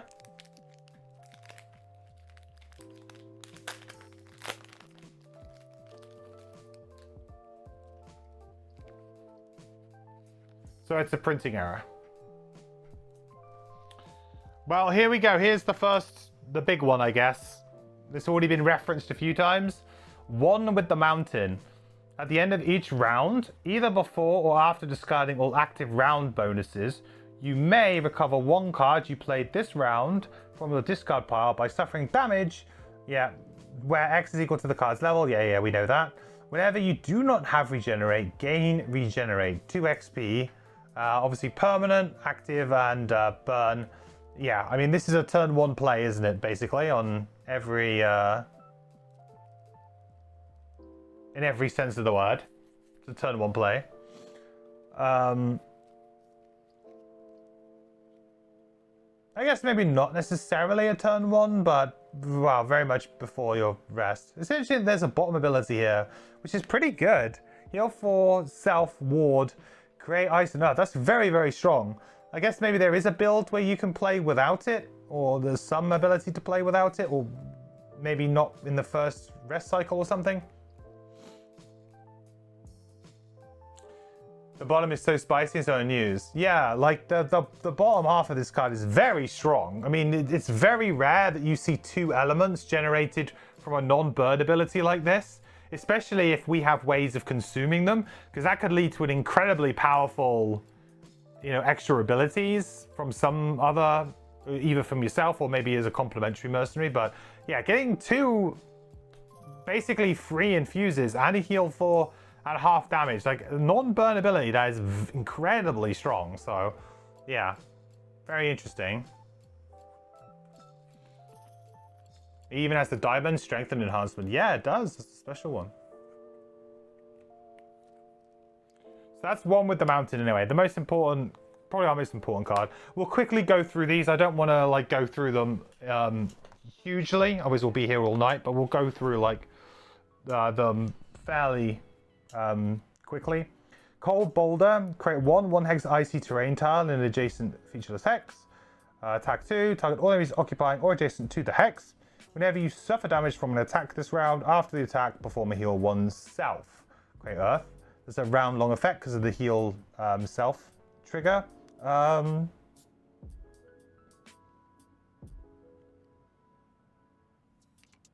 Yeah, this is pretty decent, I think. I think this is okay. Obviously, like healing 1 from any attacks that we take is like an interesting form of control. It's like having shield but not having shield.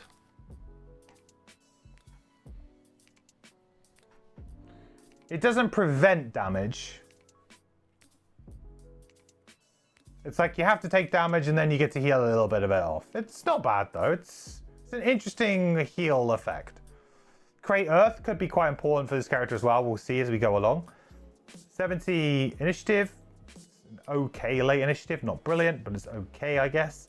Move 4 and consume ice to additional move 2. Sorry, an additional +2 to your move, 1 XP. This could be a move 6 on the bottom, which is very good, and an XP. That seems like probably the most common use of this card, I would think. I mean, we'll see. We have to see how many other moves we have, but that's an incredibly strong move, and gets you an XP. Elements are very important. Quickly look at the level 9 cards, you won't regret it. I don't know if well, I kind of like not looking at the level 9s. Frost Eruption, create attack 2, push 2. Nice little pattern there. Easy pattern to set up. Create 1 hex icy terrain tile in 1 featureless red hex of the attack ability. Okay. Starting to see like a little bit of a... I wonder if our movement's really bad and we like to use the ice to move around. That would be kind of cool. Because like icy terrain is an interesting... it's like an interesting new tile type because you can set some crazy things up where enemies slide into traps and things like that, but it also just helps you move very fast across levels sometimes. Like, I don't think I've played enough with icy terrain to really have much of an opinion on it. There's only been a handful of scenarios that it's been in, and for the most part, the scenario is intentionally trying to trip you up with it. Like, it's used as like almost like an annoyance to the player. Like, haha, if you go into this hex, you're going to slide into a trap. Or, you actually want to end your turn on this hex, but it's icy terrain, so it's really hard to end your turn on it. You know, like, say things like that.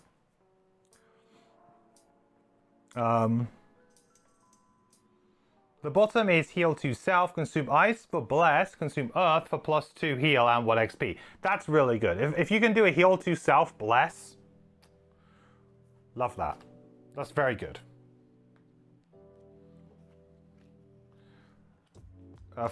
Fury of the Mountain. Attack 2. Consume ice to make it an attack 4. 1 XP. Whenever you suffer damage this round, suffer 1 less damage. That's quite nice. Attack 4 with upside. I think you take it. Attack 4 with good upside. 23 is a little... Well, it's fine. 23 is fine. I would love this to be a little bit earlier. Like maybe more like a 13 than a 23. But... it's still pretty good. Also, it says whenever you suffer damage this round, suffer 1 less. So presumably that also counts... Does that count the damage from recovering the cards? I don't know if it does, because I think you... Don't you get the cards back either before or after discarding all active round bonuses? Okay, so in theory, this can really help you with recovering cards too. Okay, that's really good then.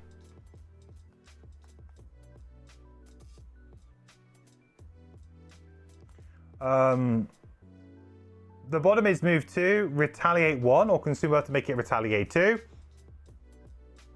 Probably not what you're going to be using the card for, but not bad against certain enemy types.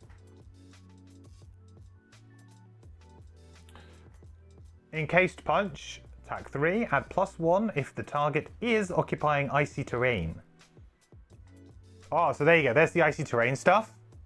Okay, I like that. Pretty similar to... So this is kind of like a bit like the Pyro. There's some similarities to the Pyro here. Just a different terrain type. Whenever you suffer damage this round, 1 adjacent enemy suffers 1 damage. So it's like kind of like a variation on retaliate. But I guess what the cool thing is that we could use 1 with the mountain to essentially do an extra point of damage to an enemy. So that's kind of cool. Like the enemy's taking damage because we're recovering a card. That's cool. Creates ice as well. That's going to be super important, right? Ice generators. Look, ice looks like so far the better of the 2 elements. Or at least if you're looking at a more aggressive way of playing. So, easy ice generator. Seems good. Move 4 jump on the bottom as well. Very, very nice. And 19 initiative. Yeah, great card.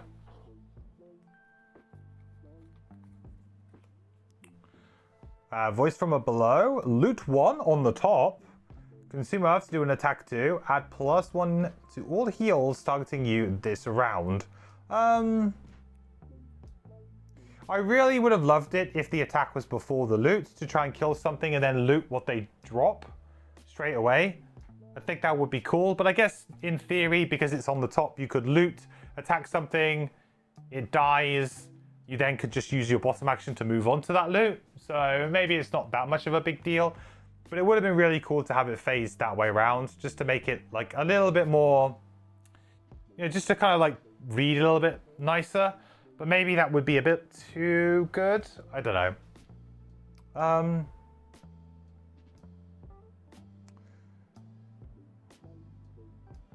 My general feeling is that as far as loot cards go, it's not a bad loot card. It's actually a pretty good loot card. You know, you're never going to see an ability bundled, an amazing, amazing ability bundled with a loot. But as far as loot cards go, this is probably one of the better ones because it can actually lead to an attack and could potentially give you some extra heal as well. The bottom is heal 2, target all at range 1, create earth. That's a very nice heal as well. 22 initiative. That's super good. Heal yourself and your allies, any summons or anything you might have. Yeah, the bottom of this is very solid.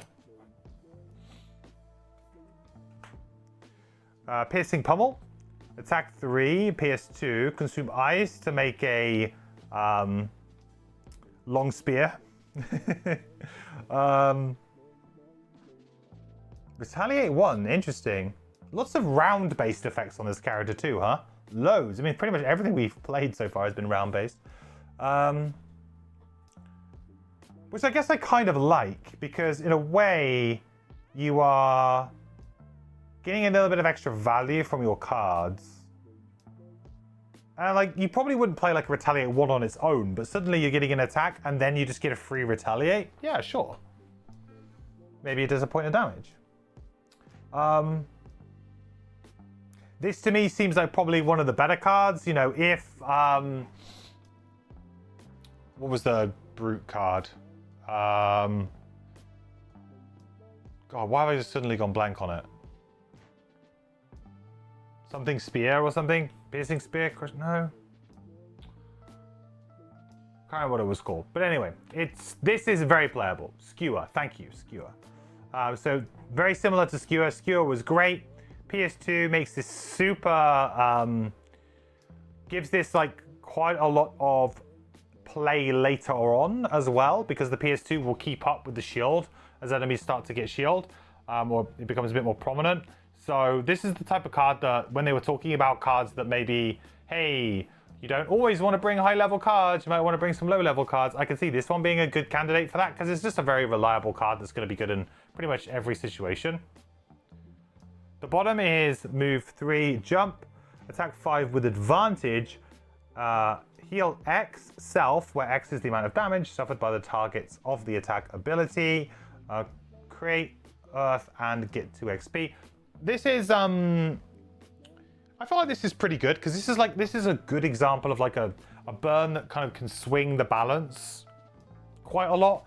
Like if you're on low health, let's say you're on, I don't know, let's say you're on like 3 or 4 health, so you're quite low. You need a big heal at this point in time. If you can like move in, kill an enemy, heal yourself up to a really nice level, like back up to full health or very close to full health, you have, you know, the pendulum is sort of swung in your favor because maybe you've killed something, then you've healed up a bunch, so the other enemies that are in the scenario are like, oh, right, they can't finish you off so quickly. Like, it's quite a decent swing. You know, let's say that the attack 5 with advantage ends up being, you know, 6 or better a lot of the time. So you're going to be healing for 6. So attack 6, heal 6 with a move and create an element on it. Yeah. I think it's pretty good. For a burn, it's pretty good.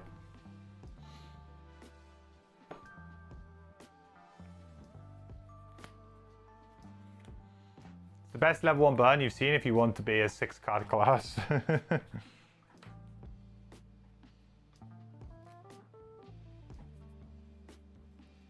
Ice Blast is attack 5, target all adjacent enemies, immobilize, create ice and earth, 2 XP, but this is a burn. Very rough on the 8 cards, but it is very powerful, especially if you can, I guess you would want to go late, then go early, Ice Blast top, then run away. I would presume would be the best way of doing it. I mean, it's a huge attack. Clear that final room, or maybe clear the room before the final room. This is a character that is kind of going to have Spellweaver energy, or Scoundrel energy, I guess, where you kind of just... I know it's like the theme of the character is that, oh, they've got super long stamina, but you certainly could just go kind of crazy and exhaust out of nowhere. But you could go down fighting, right? This is the kind of card that a scenario might be lost, or it feels like it's lost. And then you go, but I have Ice Blast top. You're saying there's a chance, right? Get strengthened up somehow. Who knows? You know, oh, there's like 4 enemies we've got to kill. There's no way we can win this scenario. We're all down to our last couple of cards. We've only got like 2 or 3 turns left, and there's 5 enemies left. What can we possibly do? It's like Ice Blast comes into play, right? You've got this card that could just win you a scenario out of nowhere. Could really, like, basically completely change the makeup of a scenario. So I like it.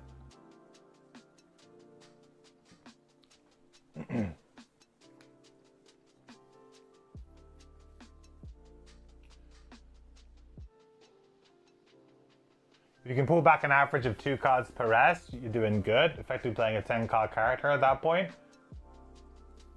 Yeah, I don't know the maths, personally. I'll have to, like, I mean, I guess we can kind of figure it out, but yeah. Obviously, there's some very interesting maths to do here, and also probably some situations where you need to pick and choose when to recover or not recover. Yeah. Move 4, consume ice to wound something at range 1. Also a very, very strong ability. You can see that ice is... So far, ice has been much more important in my eyes than Earth. Earth's still good though. Shard launch, attack 2, target 2, range 3, create ice. Nothing glamorous about this, but it has the all-important thing on it. It's got a generator.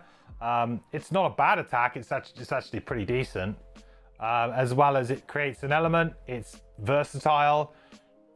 52 initiative's a bit naff, but I think that this card's pretty good actually. Like, this is the type of card that you just bring to get rolling, right? It's like it's a not massively exciting card sometimes, but will certainly get you going. Move 3, immobilize target 1. Target 1, range 1. The target suffers 1 damage. That seems quite good. Really good against archers, actually. Really, really good against archers. Just move in, immobilize them, do 1 damage to them. They can't leave. You can attack them straight away as well. Yeah, that's really good. Only against specific enemies, though. Like, other enemies, less so. But, I mean, you're always going to come up against a ranged enemy in most scenarios. Like, there's going to be a ranged enemy in there. Yeah. I feel like that's quite a good role player type ability. Earth is more important for the level ups. Less so immediately. Primal Bellow. All adjacent enemies suffer 1 damage. Create 1 hex icy terrain tile in a featureless hex within range 3. Push 1, target all at range 3. Create ice. Not all at range 3. Yeah, all at range 3. It is all at range 3. Create ice. All adjacent enemies suffer 1 damage. Again, this one feels situational, but if you were playing like with, if you were playing with the Pyro, this could be pretty good. Playing with the Pyro, playing with Trap.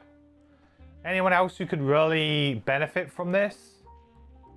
To be honest, even Snowflake would probably play pretty well with this character. They'd actually work quite well together, despite them being enemies in the story, to begin with at least. The bottom, heal 3 self, create earth, very solid. Something you're going to always pretty much reliably use. Generates an element that's useful, heals you for 3. This character needs heal, so I don't know if we had much else in terms of healing ourselves. I think we had a couple, didn't we? We had at least 1 more. But because of this, taking damage for cards, we absolutely need to heal. Yeah, so Frost Eruption bottom, but Frost Eruption top was quite spicy, so you might want to play that instead. Yeah, so I pretty much, this card might just be a requirement, just because you need heal. It might actually just be a requirement, required to play. They're friends now? Yeah, they get on. They're getting on now. And finally, from the X cards, this is the last of the level 1s and last of the X's. Freezing Shell. Shield 1. Consume ice to make it a shield 2. Remove any disarm and muddle you have. Whenever you would gain a disarm or muddle this round, prevent the condition. That's a little bit odd, I think. I guess it allows you to do a bottom attack action, which we've seen 1, but it was a burn. I don't really rate that. I don't think that's particularly good. Yeah, I mean, it's an X card. I feel like it's quite situational and a bit weird. The bottom is move 2, pull 1, all at range 2. 1 adjacent enemy suffers 1 damage. That's maybe a bit more playable. 17 initiative too. What was our initiative like on this character so far? Is that our earliest one? Oh wow, it is. Okay. Yeah, okay. So our earliest initiatives is 17, 23, 19, 22. That's it. Wow. Okay. And a lot of our other initiatives are 60, 70, 80, 50, 30. Yeah, this initiative is not a strong suit.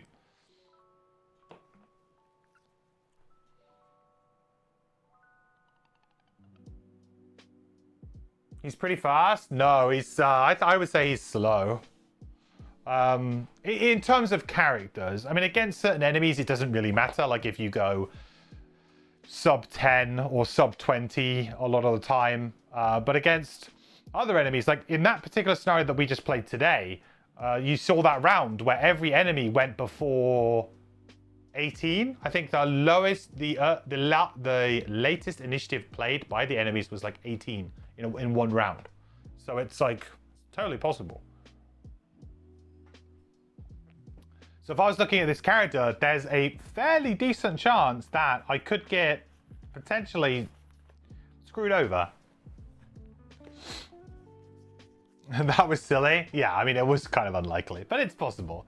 I felt like this character is fairly slow from what I can see here. Which is okay. I mean, thematically, it's a big character. He can't run very fast, you know? This guy's huge. Look at him. He's not going to be the fastest to react. It's fine. Right, a couple of the level ups then. Should we have a look at the level 2s? Draw of the Bedrock. Attack 2. Consume Earth. 2. Oh, Brittle. That's really cool. That's very nice. Shield 1. Consume Ice Add Shield. Oh, I love the top of this card. This card's great. You do a little bit of damage to get the Brittle going, get to shield up for 2. It's like you kind of still get something out of your turn. And it's 10 initiative as well. It was super early. That's great. This card looks like it's solving all of our problems. The bottom is pull 3, range 4. Consume Earth to add Immobilize at range 1. 1 XP, and then retaliate 2. That's also not bad to like guarantee some damage on something, maybe. And also fairly good. I like Draw of the Bedrock. Seems like quite a good card.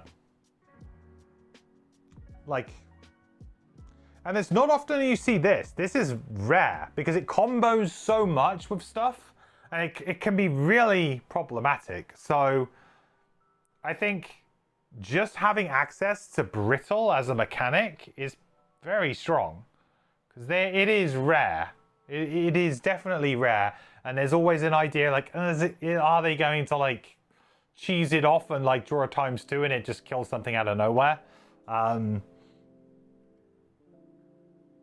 know, I think like Brittle is like what Stun was maybe back in the day.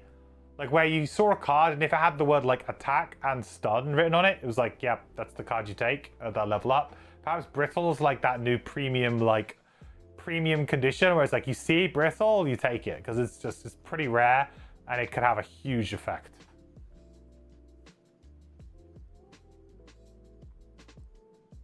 The combo with Piercing Pummel Bomb is in the one that was the move attack with advantage. The burn.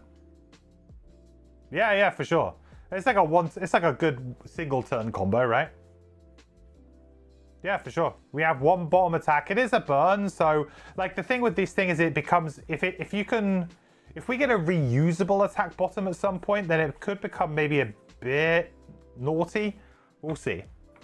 But I'm also just thinking like in terms of comboing off with your buddies, it's very simple, right? It's 10. So simple. Like, oh, I'm gonna go as early as I can, guys. Just don't go quite as early. I've got on 10 initiative, Brill something, and then someone like, you know, waltzes in with their attack 5 or 6. Very easy way to team up to kill something. Crushing Crystals, attack 2. Ooh. Consume Ice to add Disarm. Ooh, and a little, that's very strong too. Wow. 2 insanely good level 2s here. Very strong. 67 initiative.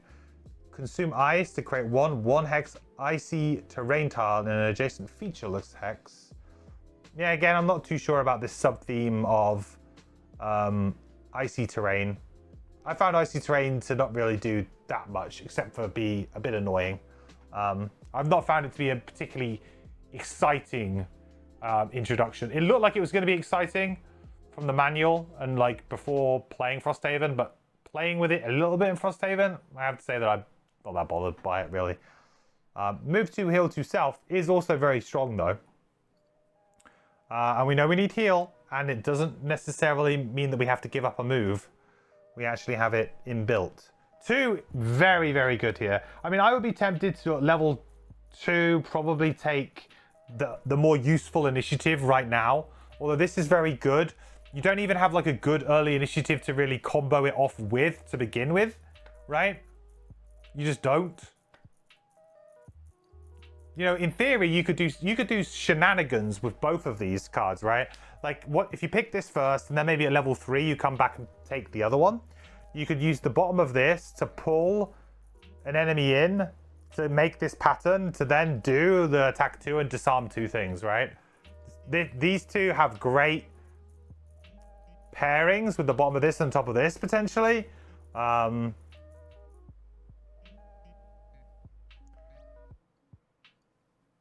obviously the class kind of has already like this inbuilt incentive to do something like that. You think we take Jorah the Bedrock into player? Dead is best, and it'll be harder to get the Crushing Crystals AoE. Jorah's better initiative. Earth is easier to make since you can't make ice on any bottoms, and you have +0 disarms in your deck, so you'll always draw them when you play Crushing Crystals. Yeah. I mean, I still feel like even if you were playing multiplayer, I still feel like Jorah the Bedrock top is probably the better pick because it solves a lot of issues immediately that the character has at level 1. Sort of gives you a really good early initiative that you can use. Gives you a very strong combo piece for comboing off with other mercenaries, other characters anyway, with your brittle. Gives you some nice shielding, so it gives you nice damage mitigation against enemies, as well as a nice pull, which could interact in different ways as well. So for me, I feel like, you know, this is an insane ability, but a combination of this plus this number here, I think makes Jorah of the Bedrock, to me, the more attractive card at level 1, just to kind of solve that issue that now you're like, yeah, I can go before archers, or I can do this, that, and the other, right? Like, it kind of just does it all, and then I think this is still very good, and I think that you will probably end up coming back for this. But let's have a look at the level 3s. So you got Lacerating Eruption and Frozen Over. So Lacerating Eruption is an attack 3, little AoE. Consume Ice to add Wound, nice. Consume Earth to make it an even bigger AoE and gain 1 XP.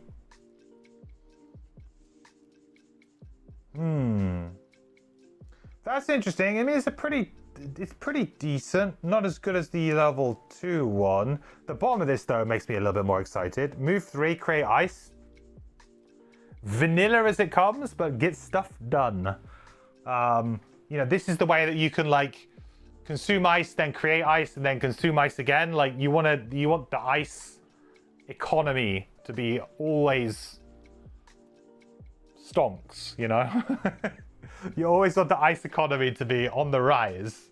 And this allows you to do that. Allows you to consume ice and create ice on the same turn, which is going to be very valuable.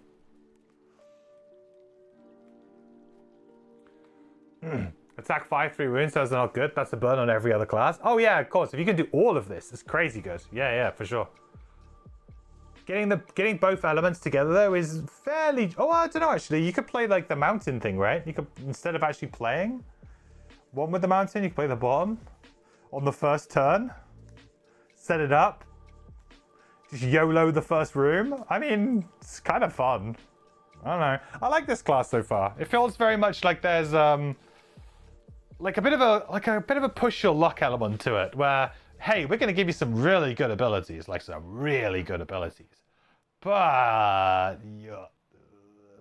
you got 8 cards. You're basically playing a Spellweaver without Reviving Ether. Kind of like with an element of Reviving Ether, but not really Reviving Ether. You're playing like... It's not as easy to execute as Reviving Ether.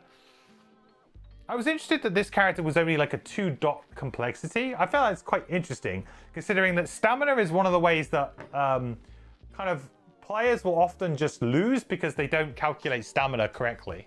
It's the number one thing that everybody who comes to Gloomhaven comes to one of my videos, you know, to learn how to play the game, or is interested in learning how to play the game and is new, it is one of the first things that they get horribly wrong is stamina. So I'm kind of surprised that complexity is low, because I feel like any character that min-maxes stamina in certain ways should probably be a minimum complexity level of like 3 or 4, because like it's quite big to make sure that you do that. Like, how is this simpler than, say, the Geminate? You know, Geminate, yes, you have 2 sets of cards, but the Geminate also needs to manage their stamina between their 2 sets of cards. It's very similar. So how is that like complexity 5 and this is only 2? I feel like maybe that's a little bit on the low side. The Flora Fist is pretty simple. I feel like it may be because this class has the most malleable stamina in the game. You can go longer than most classes in the game if you want to. And go hard on healing, which you have a lot of. Yeah, maybe it's because it's quite forgiving. Maybe that's the reason why. Perhaps the forgiveness of it is what makes it less complex. Whereas, yeah, the Geminate is not forgiving. If you do mess up, you will figure it out pretty quick that you've messed up. And there's not really much you can do about it. You've just messed up. Yeah, it's fair.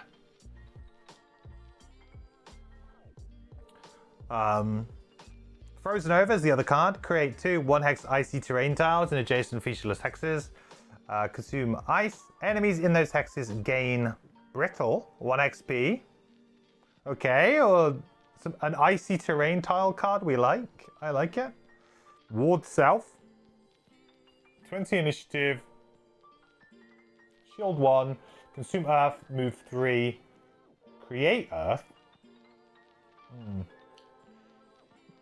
I mean, the bottom's fine. It's an Earth generator, right?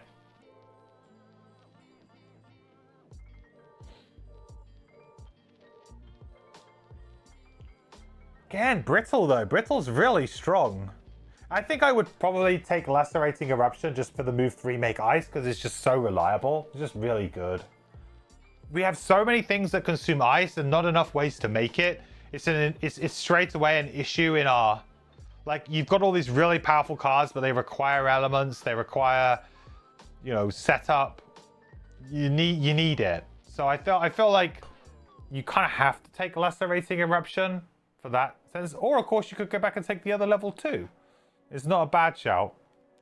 But I think you probably want at least one of these. And Lacerating Eruption has, you know, a very, very good bottom and potentially a game-winning top. So... yeah.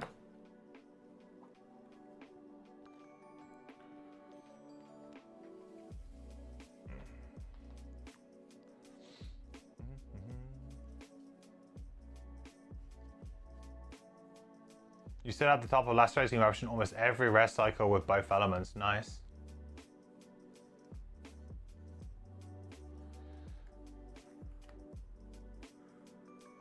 The Mountain's Fist.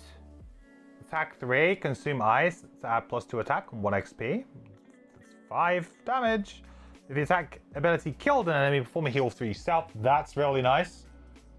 And create Earth. Ooh, so that kind of like side chains into maybe an Earth ability on the next turn. I like that. 16 initiative as well. So look, we have got good initiative options. They're coming out now. Although we haven't got one that's like a 90 or an 80 or a really high 80 or 90, have we? Move 4, immobilize, target all at range 1. I feel like that's pretty similar to just immobilize one thing. I mean, me playing at 2-player, I think the difference between it immobilizing all versus it immobilizing like 1 is pretty marginal, because it's like maybe 1 enemy. It's pretty nice. The other side, though, I can see stun.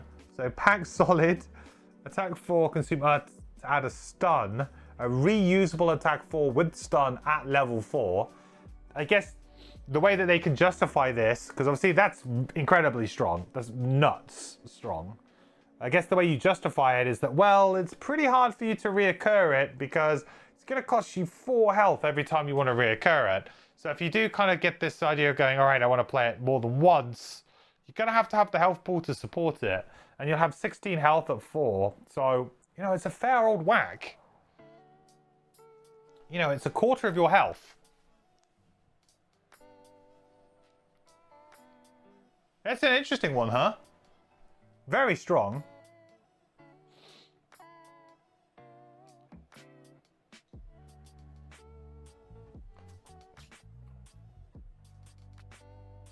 You can still play it at least once a rest cycle at a minimum. Yeah. Awful initiative. Yeah, although 55 initiative makes it quite hard to play in an ideal world when and where you want to play it. It's a very like, yeah, you can never use the initiative on this card.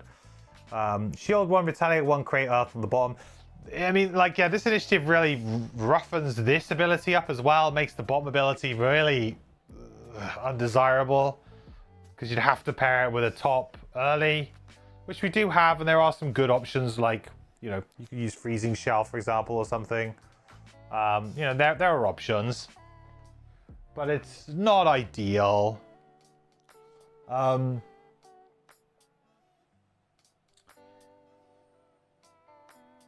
It's really hard to tell, like, how much the healing is going to be important, and at what points you might want to go back and take like another level 2. Because I think you probably do want both level 2s. I mean, it's just really difficult to not use a card like this, especially a 2-player. A 4-player, a card like this is, I would say, it's less good because there's more enemies on the board, or there's like a lot of the time there's more enemies on the board.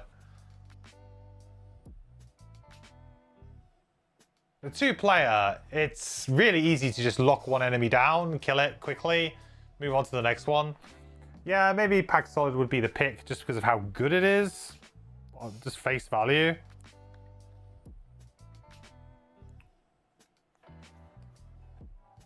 Remember, the 2s and 3s are equivalent in terms of recovery. Yeah, but the level 2 had Disarm on it, right?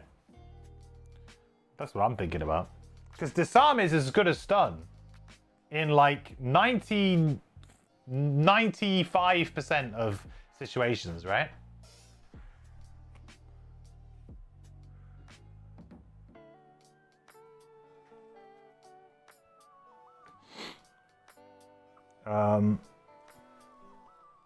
Ice Uppercut. So I think we'll probably cut. These will be the last cards we'll look at here. Ice Uppercut. Well, we might look at the 2 level 9s because you guys want me to look at the level 9s, but that'll be it. Ice Uppercut, attack 5, add +1 attack and push 2 if the target is occupying icy terrain. I feel like it's just so difficult to make things occupy icy terrain because they're always going to slide off of it unless you place it directly in front of you and then they come towards you. I just feel like it's pretty rough. I mean, obviously having an attack 5 with push 2, and then if we were to consume Ice Bound and Mobilize, will mitigate damage very nicely.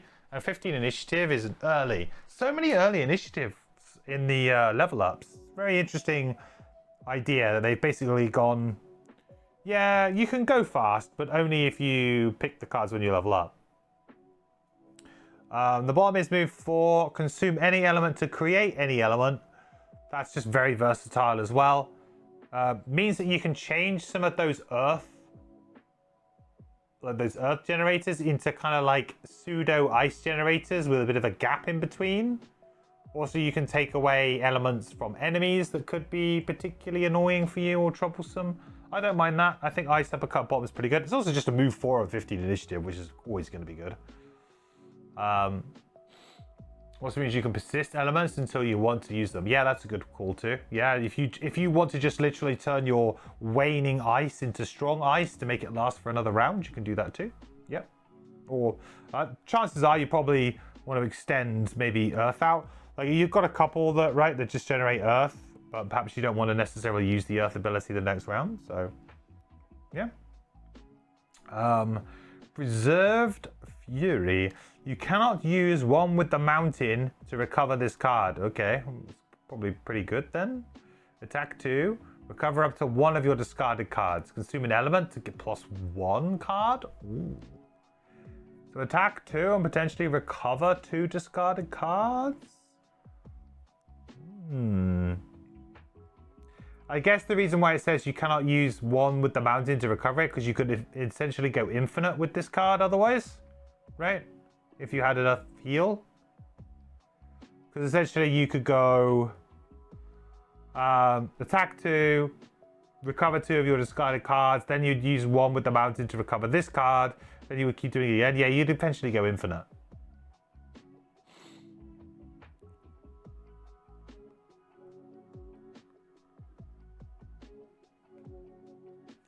Could Preserve Fury effectively replace 1 with the mountain? Don't know if that would be great because you lose regen.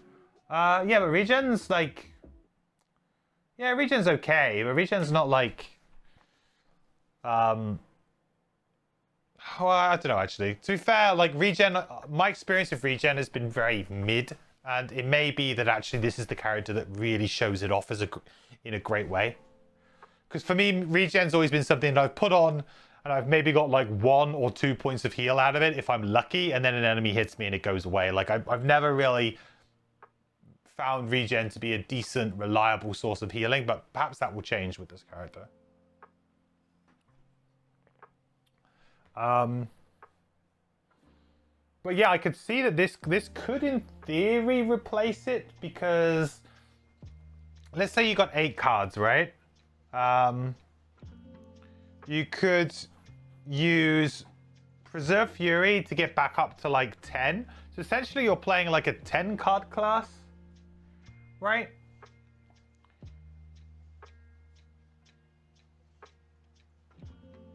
So it kind of like gives you a, but you're kind of throwing away a turn on just an attack 2, which is like fairly, well, it's poor.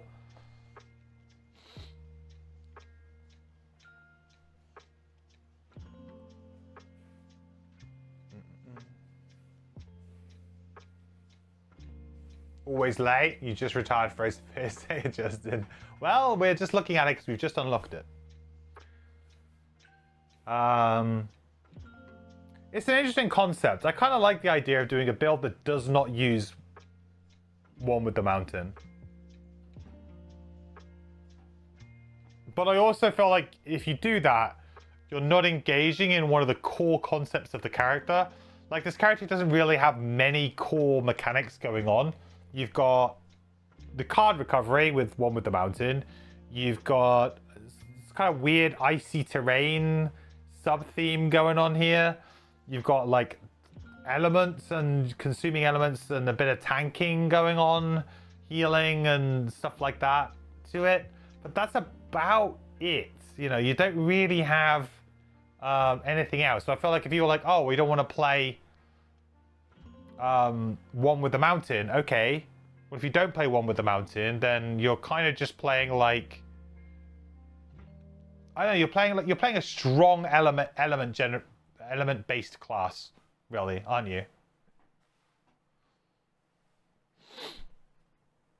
I think using them together is amazing though. Helps you use higher level cards easier. That's true. It doesn't stipulate what level of cards you can bring back, and you know, Stamina Potion obviously only allowing you to bring back level 1s, or the minor one at least. You know, those types of things. I think an effect like this is pretty unique, because for the most part, you know, card recovery has been nerfed into the ground and just taken out of the game in a big way. So this is unconditional card recovery. Well, you have to consume an element to get 2, but you cannot use the 1 with the mountain to recover this card. Yep, recover up to 1 of your discarded. Okay, so the bottom half is basically the same. Oh, that's interesting. I quite like that actually, because it gives you the flexibility of not having to do the attack. Actually, yeah, the only downside I had with it was this. I was like, oh, it's only an attack 2, so it's kind of like you're giving up an action. But actually, if you can just use the bottom and you can still get away with using a really powerful top on the same turn, then yeah, I'm all about that. I think that makes it much easier to do, and it's a really flexible way of playing. Yeah, I like that a lot. Okay, right. So we've seen all of that stuff. So we will now we'll take a look at the level 9s, because you guys wanted me to look at the level 9s. But apart from that, then we need to move on and do our outpost phase.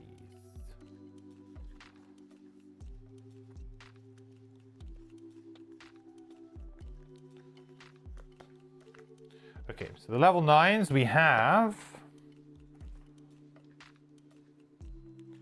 Bring Down the Mountain and Frozen Spike. So Bring Down the Mountain, create 3 1-hex obstacle tiles in empty hexes within range 4. The crack heart approves. Attack 2, target all enemies adjacent to at least 1 created obstacle. That's nice, because we probably spread them out nice and equally to attack everything in a room. I guess this could basically read attack everything in the room. Or hopefully. I mean, there'll be situations where you can't because maybe there's like traps or other overlay tiles blocking. But hopefully this reads attack everything in the room. Consume Earth to make it an additional +1 attack. And yeah. Oh, it's on 9 initiative as well. Is this supposed to be Inferno? Is this like I don't know, like this is thematically Inferno, right?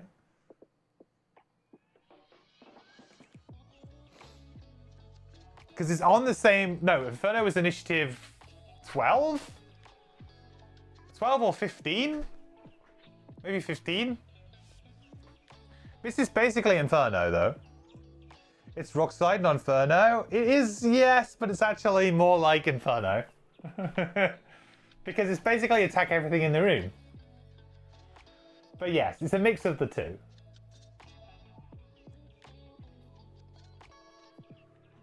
It's a mix of the two, for sure. That's a very good ability. Very, very good ability.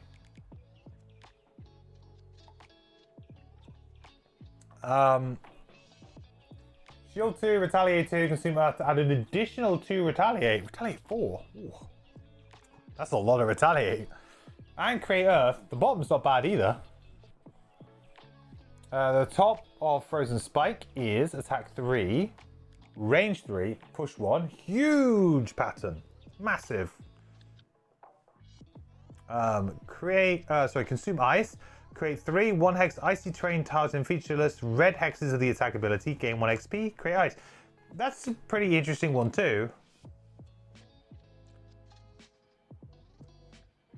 There, the top of both of these cards are very good attacks. Very, very good attacks. I think I prefer Bring Down the Mountain because obviously it's basically a crack heart card and Spellweaver card together, but it's much more flexible than Frozen Spike, but there will be situations when Frozen Spike is actually better because there's a really chock-a-block scenario, like you can't put tiles down. The bottom is move 6. Consume Ice, 1 adjacent enemy suffers 3 damage, 1 XP, create Ice. I mean, the bottom of that's also super sweet. Super, super sweet. That's a hard choice at level 9. My heart says Bring Down the Mountain, but my head says Frozen Spike.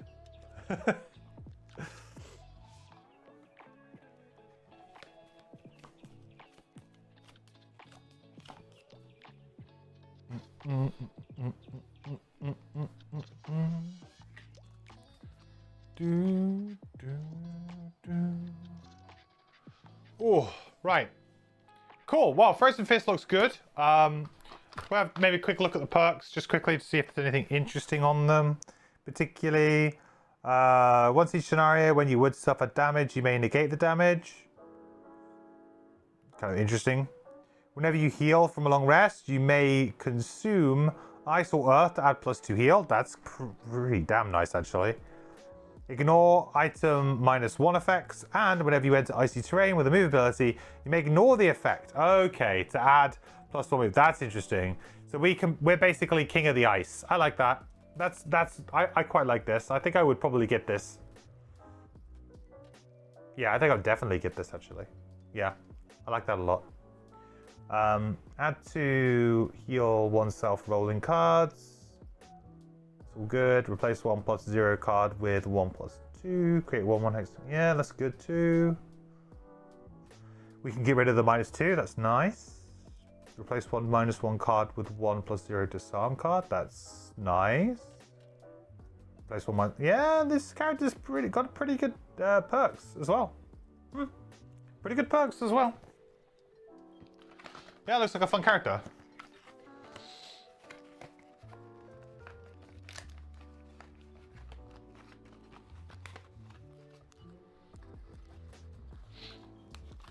You think bring down the mountain is just better when you factor in the obstacles? Yeah, quite possibly. But I feel like the thing is that the in a scenario where you can't play the top of bring down the mountain for whatever reason, because it just doesn't really work. You know, Frozen Spike top will work, but also the bottom of Frozen Spike is just a move 6 create ice. You know? Yeah, it's not glamorous or anything, but hey. Does a thing. I think they're maybe closer than they first appear.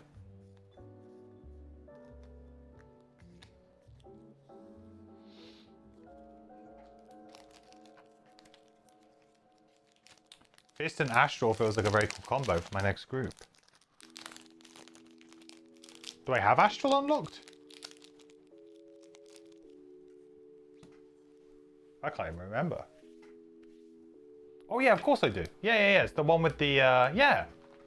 Yes, because I was very close to playing Astral last time. Oh, we could reunite the team, you know? Could do it. Thematic win.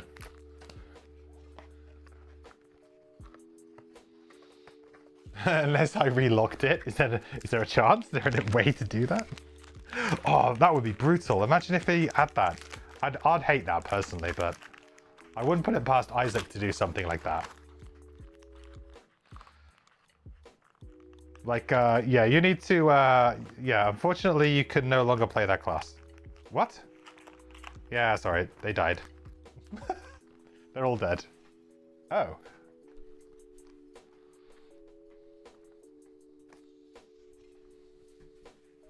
Yep.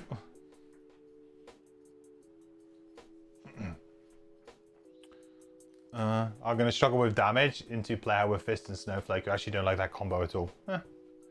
Yeah, you might be right. I mean, Snowflake is quite low on the damage levels. Okay, let's do our Outpost phase. Let's try and speed run this Outpost phase a little bit. All right. Well, we're going to do 29.3, whatever that might be.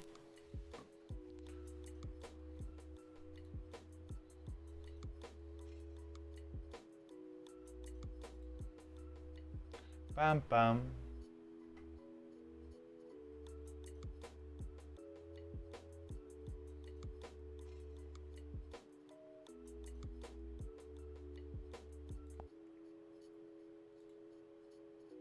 Is it going to load? That is the question.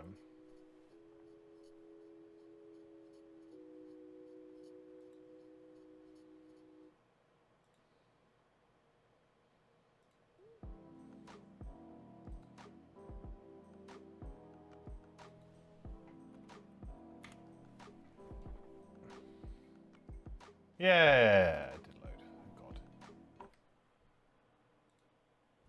Thank God. Your assistance is needed. The faint whisper of Voice of 8 slips into your mind, though they are nowhere to be seen. Please, hurry. Oh, so next up in the...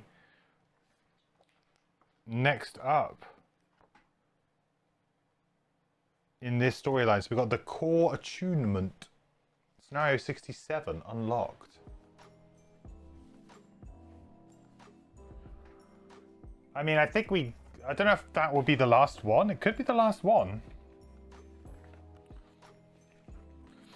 Maybe it'll be good to actually do a retirement that's not completely synced up this time. I know I've been trying to do it actively because it was just, you know, kind of good to do. But maybe try it differently this time. Gives me a bit more time to learn the character. Why can't I find number 67? Oh, it's there. It's red. That's why. They changed the color.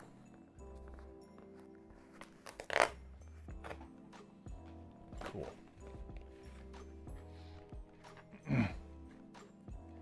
It's been 6 weeks. Dude, I feel like I've only played 2 scenarios.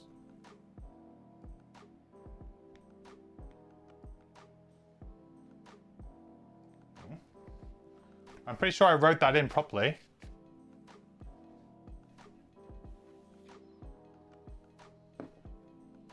That was from the elemental one, right? The, what was it called? Elemental... I can go check. 66.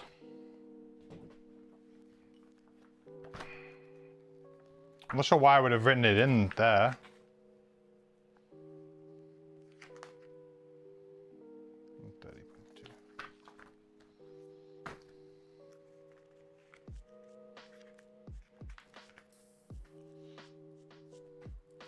Just say 6 weeks.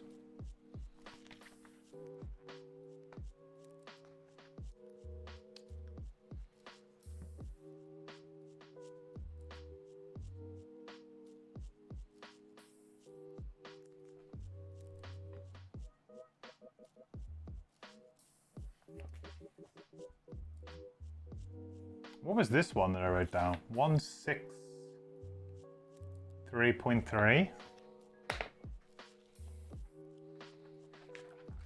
Maybe I wrote one like 2 weeks out when I should have written one.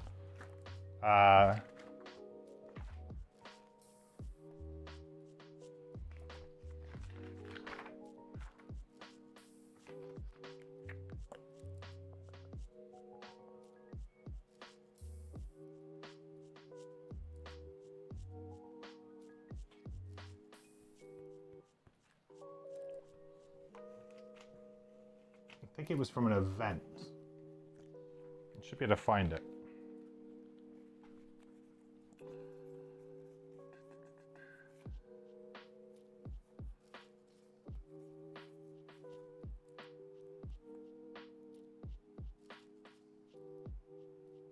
No, I did that right. 5 weeks. Why did I do it in like 2 weeks then? Alright, well, we don't have that then. Because it definitely hasn't, you're right, it definitely hasn't been 6 weeks. Not sure why I wrote it like 2 weeks time. Trying to think. So we did that scenario, we've done that scenario, so it's at least 2 back.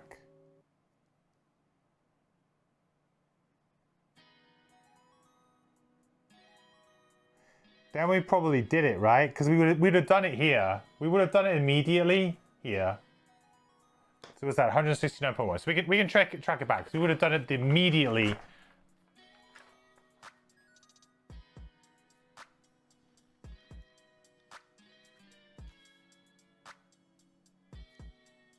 $95.4.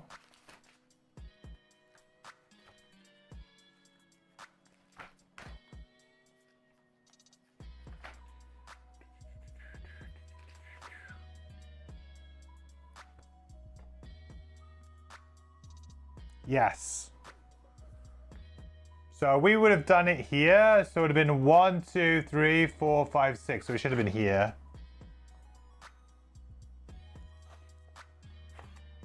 Yeah. So it should have been there. Because we've been doing them as soon as we unlock them. Okay. Well, that's fine. We know we've got that a little bit later on. It's fine. No issues.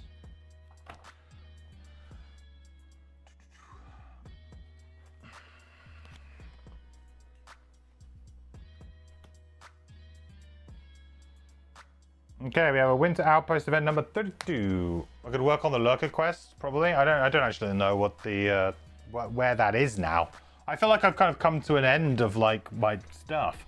I need to do the thingy, don't I? I need to do the puzzle book. Unfortunately.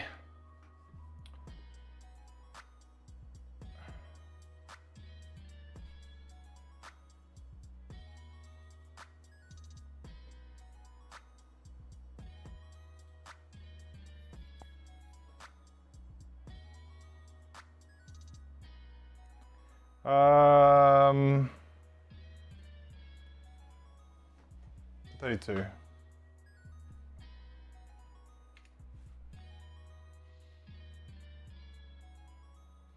Unfortunately, puzzle book is great this time. It's not my kind of bag. Wilder, like, I'm not a big puzzle guy. Like, it's just not really my thing. And I find it a little bit frustrating that this game forces you to engage in puzzles when, like, I bought this game to, you know, dungeon crawl. I didn't play this game to do it. I mean, I appreciate that a lot of people like it, and a lot of people have said that they really enjoy it and think it's great. I just personally don't think it has... It has a place as an optional part of the game. I don't think it has a place as a mandatory part of the game. Like, it should just be, I can progress the story. Like, it's just not something that I really want to agonize over. It's just not what I find fun.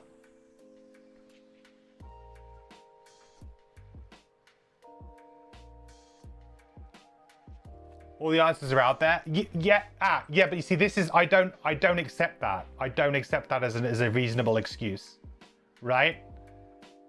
I would accept that if they put them in the box, but they didn't. You know, that's like saying, oh, like, I can't complete this level in the video game. Well, cheats exist, so you can't complain about the difficulty in this video game because you can cheat. Like, well, yeah, of course I can cheat. But I really don't want to. I'd rather not. You know? Like, I don't think that's a fair excuse.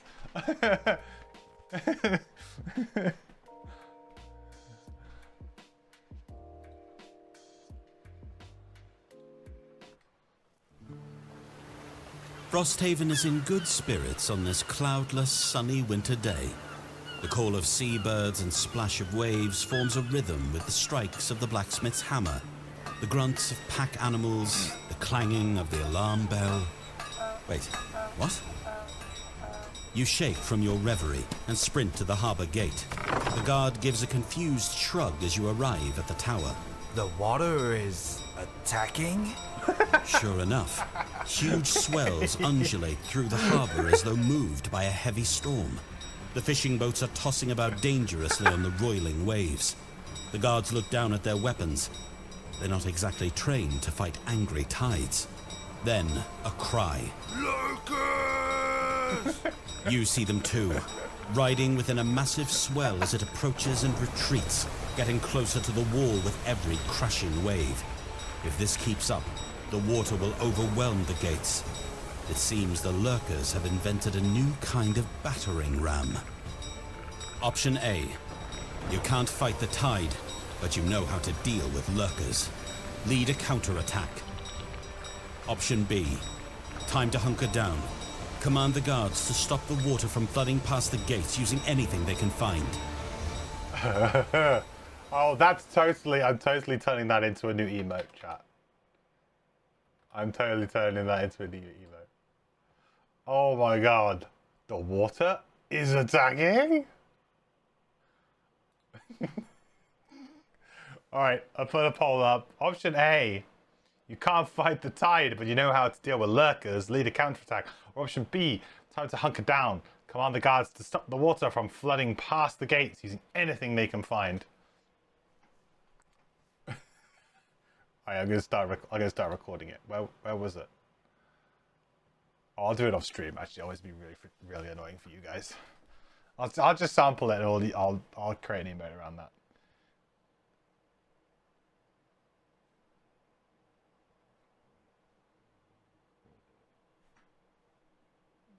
What I want is different from what the devs wanted to deliver. Why get twisted up about it if you feel so strongly anti-puzzle? I'm not like massively. I had my rant. I'm done with my rant about it. I had my rant when we first came up against it, and I feel like it's a common thing. I feel like, yeah, it's not, maybe, yeah, the devs wanted to deliver that as part of the experience, but I feel like it is, I think it was an oversight on their behalf to not make it somehow optional. I think that it was, I think for the most part, you know, the people who enjoyed the puzzle book in the first game enjoyed it and they had fun with it, but it wasn't a defining feature of that game. And I don't really understand why they decided to make it a defining feature of this game. You know, it's not bad. It's good from what I've heard from the people who enjoy that type of thing. But I don't feel like it really needed to be, you know, it's the whole point. Like, it can exist. I'm happy that it exists and that people have things that they find fun with it. I'm just saying that they should have made a little way to like sidetrack it in the game, just so that people who weren't that interested or wanted to just look, you know, like for example, I'd happily spend like, you know, 20 minutes looking at the puzzle and trying to do it, but I don't want to spend 2 hours looking at the puzzle trying to do it. So at a certain point, I want to just be able to flick to a page and go, okay, that's the answer to the puzzle. Like, I didn't get it. Or can I take a hint? Or, you know what I mean? Like, just some way of like making it easier to access for people who are maybe not like super high on puzzles or enjoy puzzles a lot. You know, you didn't sell the game as a puzzle game, you know, as a game that included like, you know, these types of puzzles. You sold it as a dungeon crawl campaign game experience. So I just feel like, yeah, just be mindful of everyone who's playing your game. It's like something that you find enjoyable. I don't want them to take away from the game, but I also don't want them to force it down the throat of people who do not enjoy it.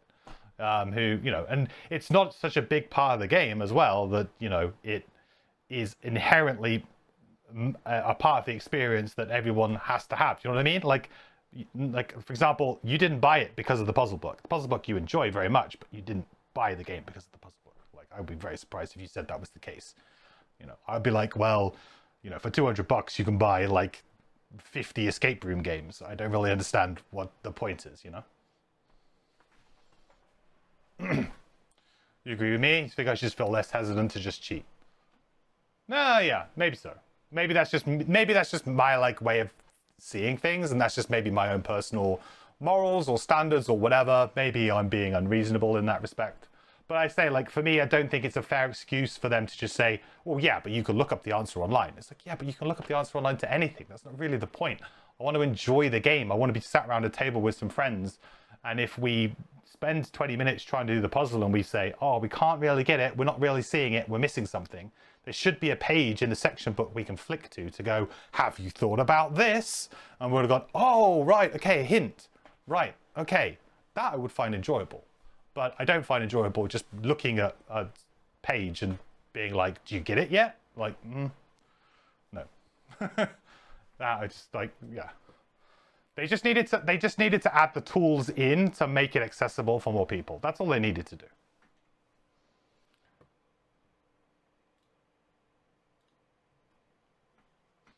Right, option A it is. Option A.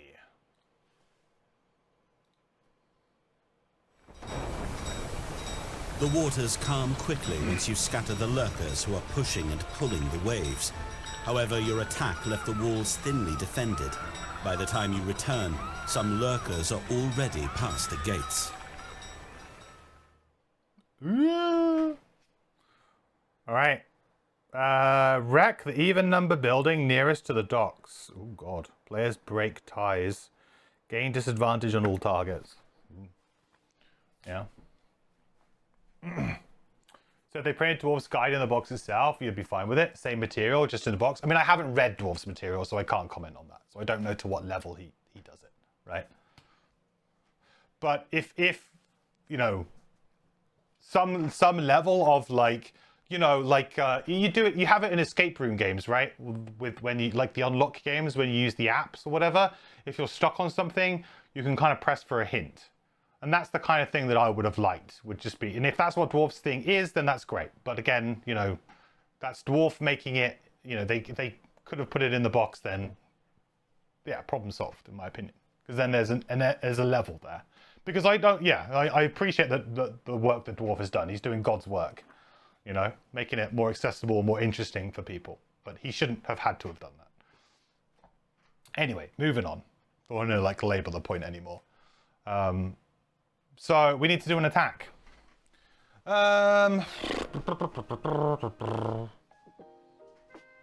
we need to wreck the even number building nearest to the docks, which is for us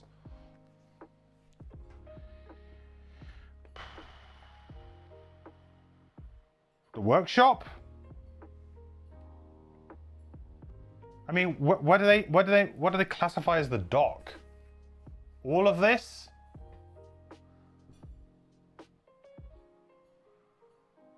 So the dock, the workshop, sorry. I mean, this is the dock. This is the dock.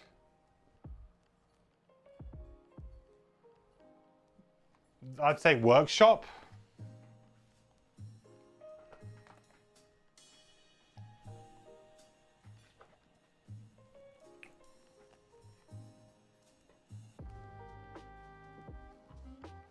So it's wrecked. Beautiful.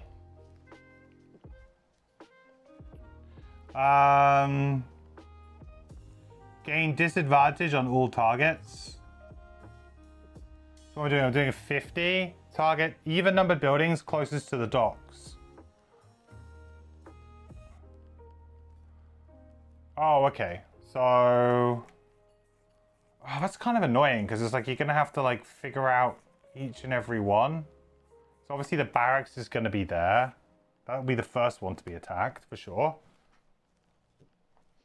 So I mean we're going to spend. We have disadvantage here. Oh, we're going to gain experience. We'll level up. That's cool. But we will. I guess we'll spend soldiers here to just make it a little bit easier. We got a full barracks, so.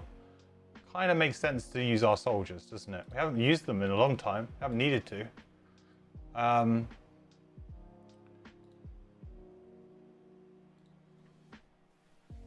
What is it? 5 targets.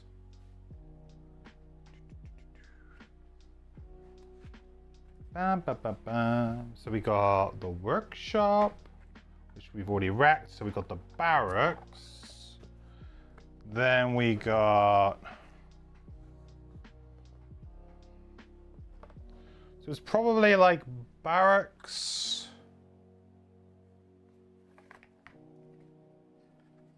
I mean, it's going to be all of our even buildings, right? Like target 5.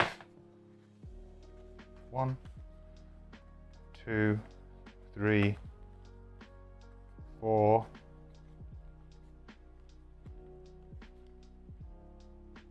Okay, yeah. So one of them doesn't go. Probably the garden. The garden doesn't get attacked. Okay. But every other even building is going to get attacked. So, and in proximity order.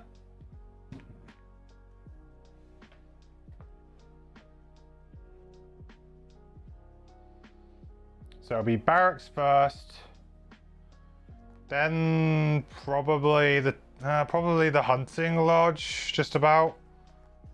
So barracks, hunting lodge. Then town hall.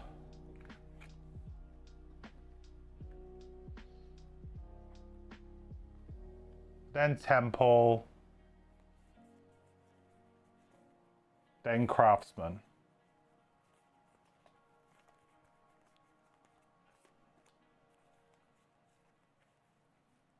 Okay.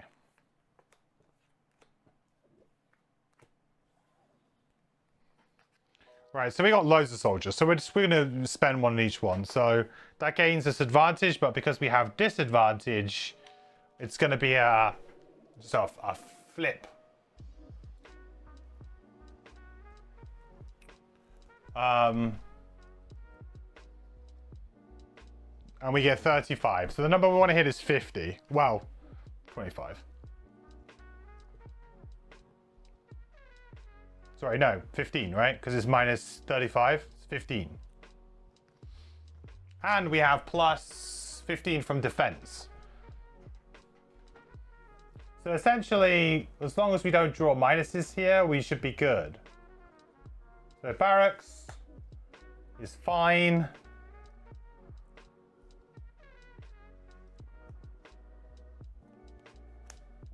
Hunting lodge, automatic success. Town hall is fine. Temple is fine. Craftsman is fine.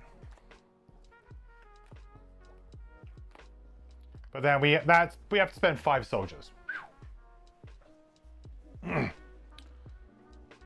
Is it supposed to be disadvantage? Yes, but we're using soldiers that gives us advantage, and I presume that it works the same way as Gloomhaven, right? They offset each other.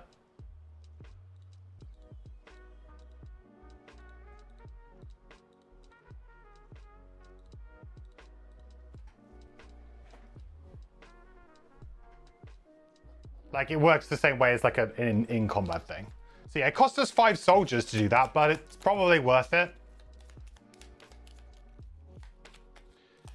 So that was the worst attack I've had in terms of like, you know, obviously what happened wasn't that bad, but the actual, the threat was the highest threat I think I've had so far. It's a nasty one. Cool. Well, we gain 10 experience points each from doing that, which I think levels up the pyro. Might actually level up the... Yeah, level 6 on the pyro. Yeah, double level up. Look at that. That was nice of those lurkers to just come and give us 10 XP, wasn't it? Ask the soldier's family if it was worth it. Hey. They will be remembered, okay?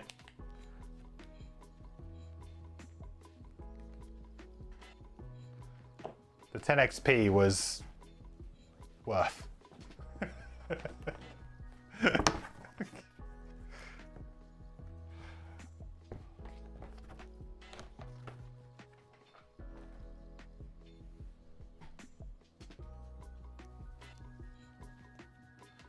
Right, let's put these back in order, shall we? Now we need to do building operations. We're going to lose some wood from the workshop though, huh?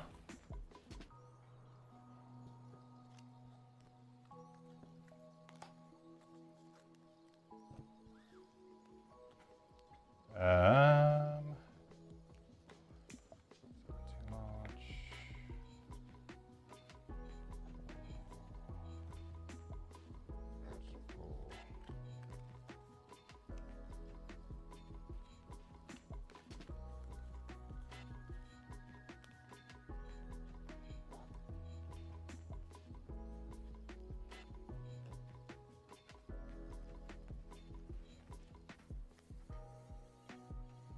Okay, so we got all of this stuff. We can gain a herb. So we can gain either an axe nut or a arrow vine.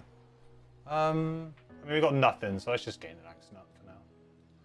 Actually, I think from the alchemy board, I need to do the vines more than I do axe nuts right now. Yeah, I do. Let's do vines. Was it an arrow vine or is it a corpse cap I have on it? I swear actually it might be a corpse cap.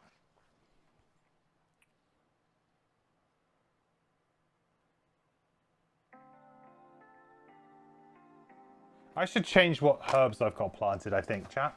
Because I don't think that we should probably move on to something different.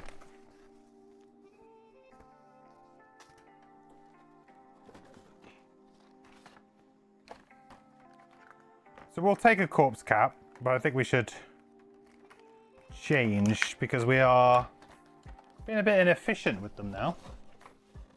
We've kind of done everything we needed to do with all of those other ones.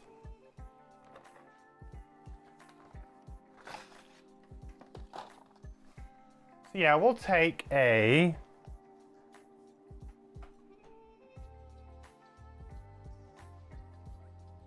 axe nut's pretty good actually still. We'll take an axe nut. Yeah, axe nut's still actually slightly better than corpse cap. It's got an extra 1 thing to unlock, I think. And then we'll replant.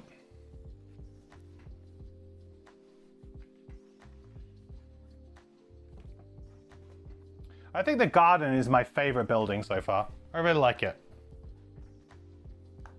I'm so glad they kind of put this type of thing in there.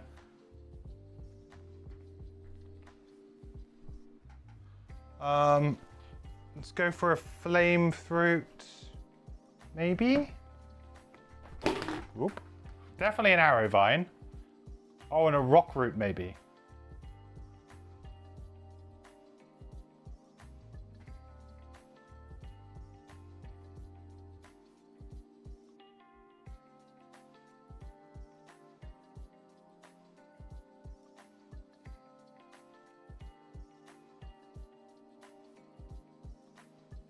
Definitely want a thistle.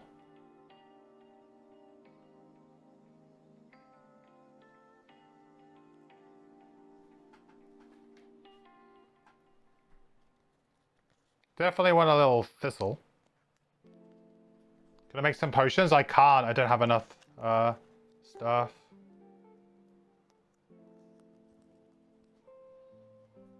No potions for me.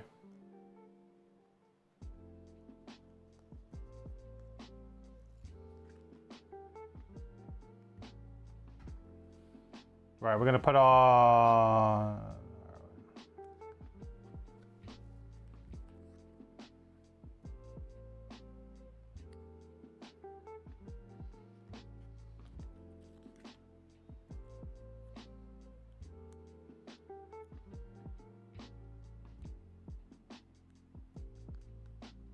Cool. Now we need to buy resources in order to continue to improve our prosperity. We got no gold here. Got nothing. Got nothing.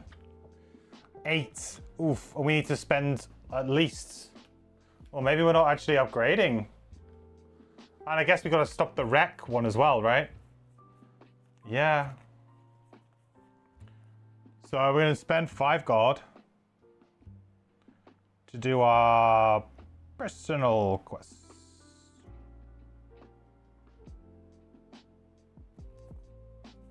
And then we also lose 1 collective wood from the workshop. No.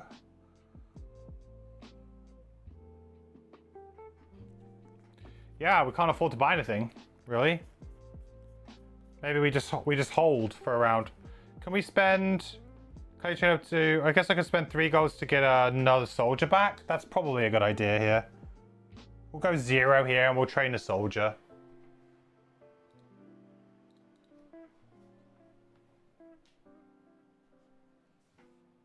And we need to. We'll use a hide here. We've got plenty of hide for that.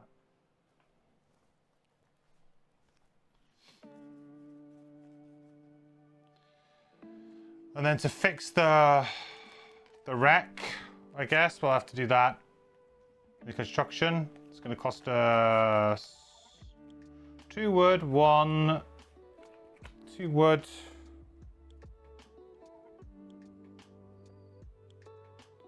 1 metal, 1 hide.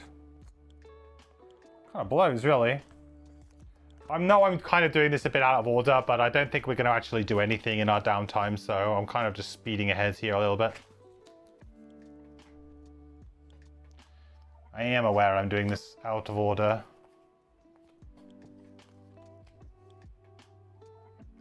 Cool.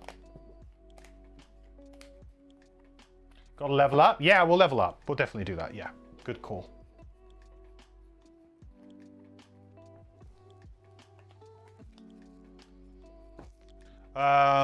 Ooh.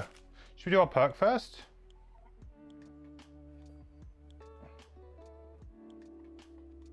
Oh, did I accidentally click that off or something? Oh, there you go. I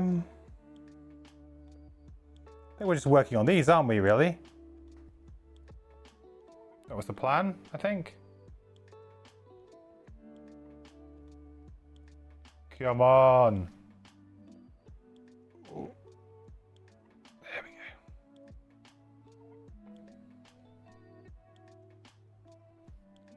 Pyro, what do we got?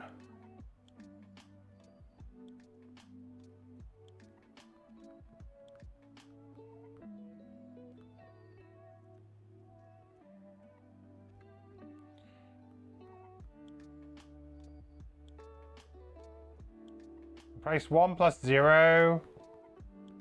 Card 1 + 1 wound card. Do we replace 2 + 1 cards with 2 + 2s? This is also pretty cool.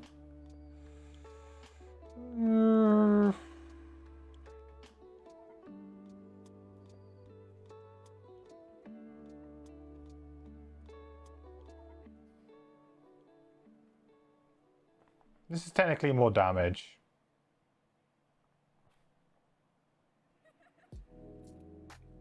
If you were to count the fact that it would be over a certain period of time. Actually, it's not really, because it's replaced 1 versus replaced 2, huh? Also, this just gets rid of them and gets just rolling pushes. Okay, so this is getting us 2. Well, yeah, this is getting us 1 with the wound, which, yeah, it's pretty similar. I guess I don't mind drawing a +1 for the most part.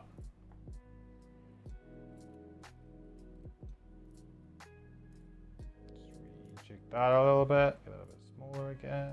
There you go. Alright, leveling up then.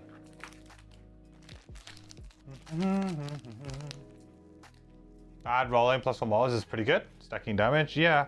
I still feel like I'm inherently allergic to rolling modifiers, even though that they are, yeah, they're fine now. There's no problems with them anymore. It's like it's just in my DNA. Right. So what are we? Are we level 6 now? Is that what we are? 6. Yeah, 6. Okay. So we have Spinning Blades and we have Triage program on Hive. So transfer, heal 5 self, transfer. It's a pretty neat way of just saving a summon. And then like taking, like, so if a summon's nearly dead, it's taking a bunch of damage like the tanking ones and stuff. Just transfer, heal yourself for 5, then transfer away again. Like, it's sort of like a really good way to just top them up. Transfer, then loot 1, then heal 2 self. Also pretty reliable. It's pretty good. Spinning Blades, summon, sword, propeller. It's 1 health, move 5, attack 2. Give wound to all adjacent figures and self at the end of turn. Oh my god. At the end of each of your turns, 1 adjacent enemy suffers 2 damage and you suffer 1 damage. That's a kind of a funny one, huh?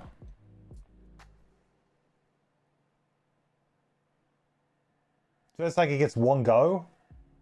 That's it. It gets 1 go, really. The bottom is move 3, attack 1, range 2. Sorry, target 2, not range 2. It's target 2 is considerably better. Do I just go back and take the other level 5? Because we were like, yeah, we should have taken the plague. The toxin distributor. Because, like, I don't feel like either of these 2 cards is really going to make me any better. But I feel like if I take plague, go back and take plague protocol, like, we're actually kind of taking a card that's interesting to us. Whereas, like, everything else here, like, these other 2 cards are fine, but they're just not really, like, they're just kind of either better versions of cards we already have or variations on abilities that we already have. Whereas adding this just immediately gives us, like, an amazing combo and, like, fun thing to play around with.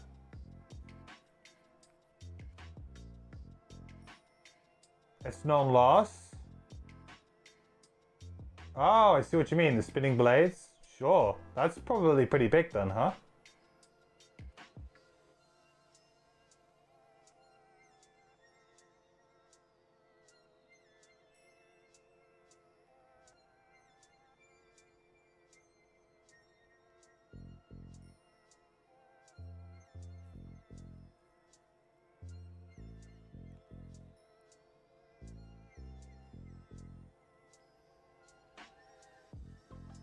Value of the tankiness. There's the thing. Get you up to shield 3 with the attack. Yeah. I just feel like this card's more fun. I get that the sword propeller is probably pretty nice because of the... You're right. I didn't realize it was a non-loss. Although I did realize it was a non-loss, but then I didn't... Yeah, I didn't process the actual ramifications of that. It's actually like a big deal.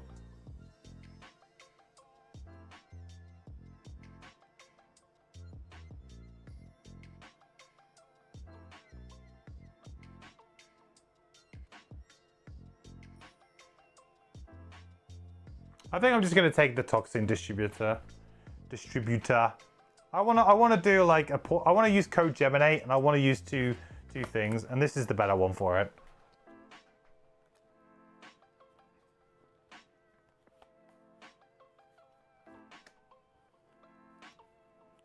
That's my reasoning. I want to try that combo out.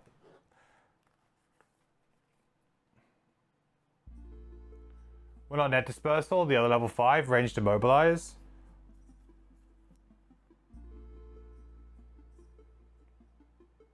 It's either ranged immobilize or ranged poison, I guess. I guess I don't really like the downside on this.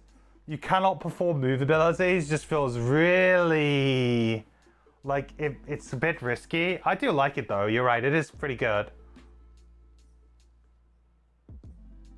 I feel like I probably just took my cards a little bit out of order. Maybe not in the best form. For this character when I was leveling up, I think I probably just took things a little bit, like I should have just taken this at 4. And then I would have probably taken that, oh, it's either, or Code Geminate, I suppose, but you have to take the Code Geminate.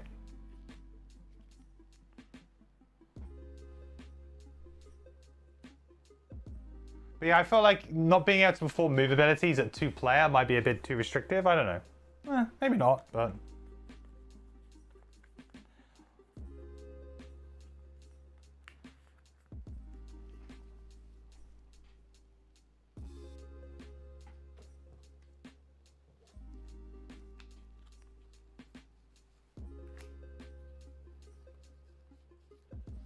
Okay.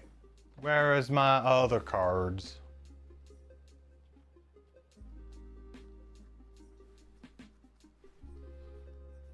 Six. Return to the source and Obsidian Shield. Obsidian Shield says, on your next 4 sources of damage you suffer from attacks targeting you, gain Shield 1. Okay, that's pretty nice. When your token moves off the last use slot, the attacking enemy suffers 5 damage. Wow. And you create a 1 hex obstacle in an adjacent empty hex. Wow, that's great. 4 loss of shield and then just 5 pure damage. And we get an obstacle out of it that could be like pretty relevant. That seems really good. I like that. It's a tanking ability that has like a bit of a punch to it at the end. It's like, yeah, you don't have to necessarily always choose between tanking and damage. Hey, here's a card that does it both. Usually you'd play Retaliate or something like that, but this is way better than Retaliate because it's just unconditional. Just take damage. Very good card to play like on the first turn of the game when you're just trying to like figure stuff out. Let the enemies come a bit closer or something. Really cool. The bottom is move 19 initiative 2, which is, I guess that's on the earlier side for this character. 8's our earliest, I think, right now. Move 3, suffer 2 damage or destroy an adjacent obstacle. Negate the next damage you suffer this round. Okay. Has some combo potential with a few of... is there any combo potential with a few of our abilities? I guess it does, because we have those ones that like the actives that give us like extra attack, but we take more damage and stuff like that. So I guess it would work quite well with that kind of thing.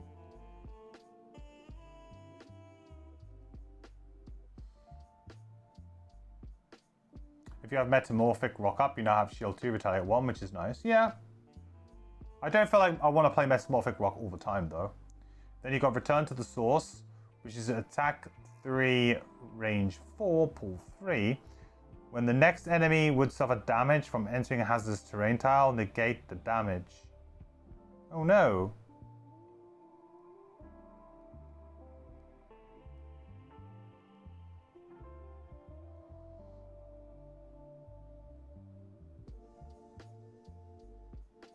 Uh, 14 initiative, 4, ignore, 4 move, ignore hazardous terrain during this movement. Well, we've got that anyway. Well, I mean, we've got ignore our own hazardous terrain. We don't have generally ignore hazardous terrain, but it's you know. Heal X self, where X is the number of different hazardous terrain hexes you entered during the move ability.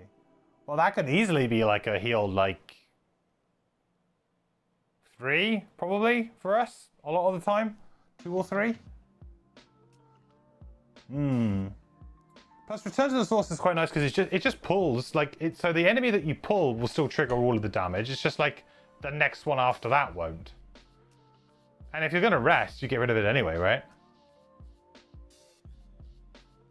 There are several situations where I feel I needed that. Yeah, that's true. I quite like Obsidian Shield, but I feel like Return to the Source is probably the right pick. It also feels like just a strict upgrade on other abilities that we've had, like Force of the Earth, for example. Just feels like it's a strict upgrade to the usability of this card. Yeah, I think I'm going to go with... Also, it creates fire, which actually is a pretty big deal because I've ended up having to keep playing Lava Bomb, which just sucks, just to make fire, and it just feels rough.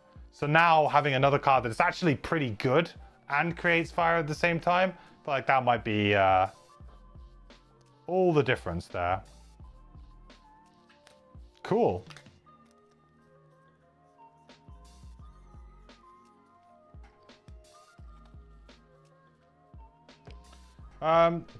Good. Well, that was all fun. So what a good session today. That was a lot of fun. Beat the scenario, that's strategy of just going ham with the hive and all of the summons and stuff actually ended up working really, really well. So that was, you know, we were, you know, our pyro was nearly dead. You know, we probably could have gone maybe one more round, maybe two more rounds with the pyro before it died. So it was still probably going to be a fine margin type scenario. But, I mean, we absolutely blitzed it, really, which is really good. Also, taking a look at the Saw cards earlier as well. That was fun. The Saws are shaping up to look really good. I'll see if Gripe is available to maybe do another stream at some point, maybe during the Back Kick It campaign is running. See if we can maybe play some of the unlockable classes, whether or not it'll be Saw or something else, I don't know, but it'll be kind of interesting to see if like maybe we can play a couple of the unlockables just to get a bit of a sense of those. That'll be cool. I need to go on a scenario to get some resources. Yeah, that's true. We need to do some serious looting in our next couple of scenarios, huh? Solo scenarios in these characters soon? You just thought about that? Yeah, we could do. Yeah. I do generally enjoy trying to do the solo scenarios for each of the characters. Just give it like one stream. See if we can do it. Because with the solos, you can sometimes fit multiple attempts in a single stream, which is good. So yeah. We could maybe do that. So I need to look at the puzzle book a little bit, I think, off stream. We need to figure out if we want to do solos. We need to figure out where we stand in terms of doing the lurker stuff going forward, because that is like the next place to go. But yeah, I was kind of surprised to not get a piece of the lurker crown in some way in the end of that. But thought maybe it was just going to like, you know, it's kind of like part of the thing, but this is the moment where the lack of looting catches up to you. Yeah, we haven't been doing a lot of looting, but I felt like very comfortable, I think, up to this point anyway. So, but yeah, we've kind of depleted that initial wave of resources that we donated to Frosthaven when we retired our last characters, because like we were really rich, so we just donated a bunch, and now we're in that awkward situation where actually we need to really create and gather more loot. We've spent it all. You know, we were upgrading buildings every single phase, you know, comfortably. I think so. Yeah. Oh, Scott that's the blessing from Jam. Yeah. That's the blessing from. Isaac, at this point, can we get your approval to add an additional attack modifier deck for allies in the digital version?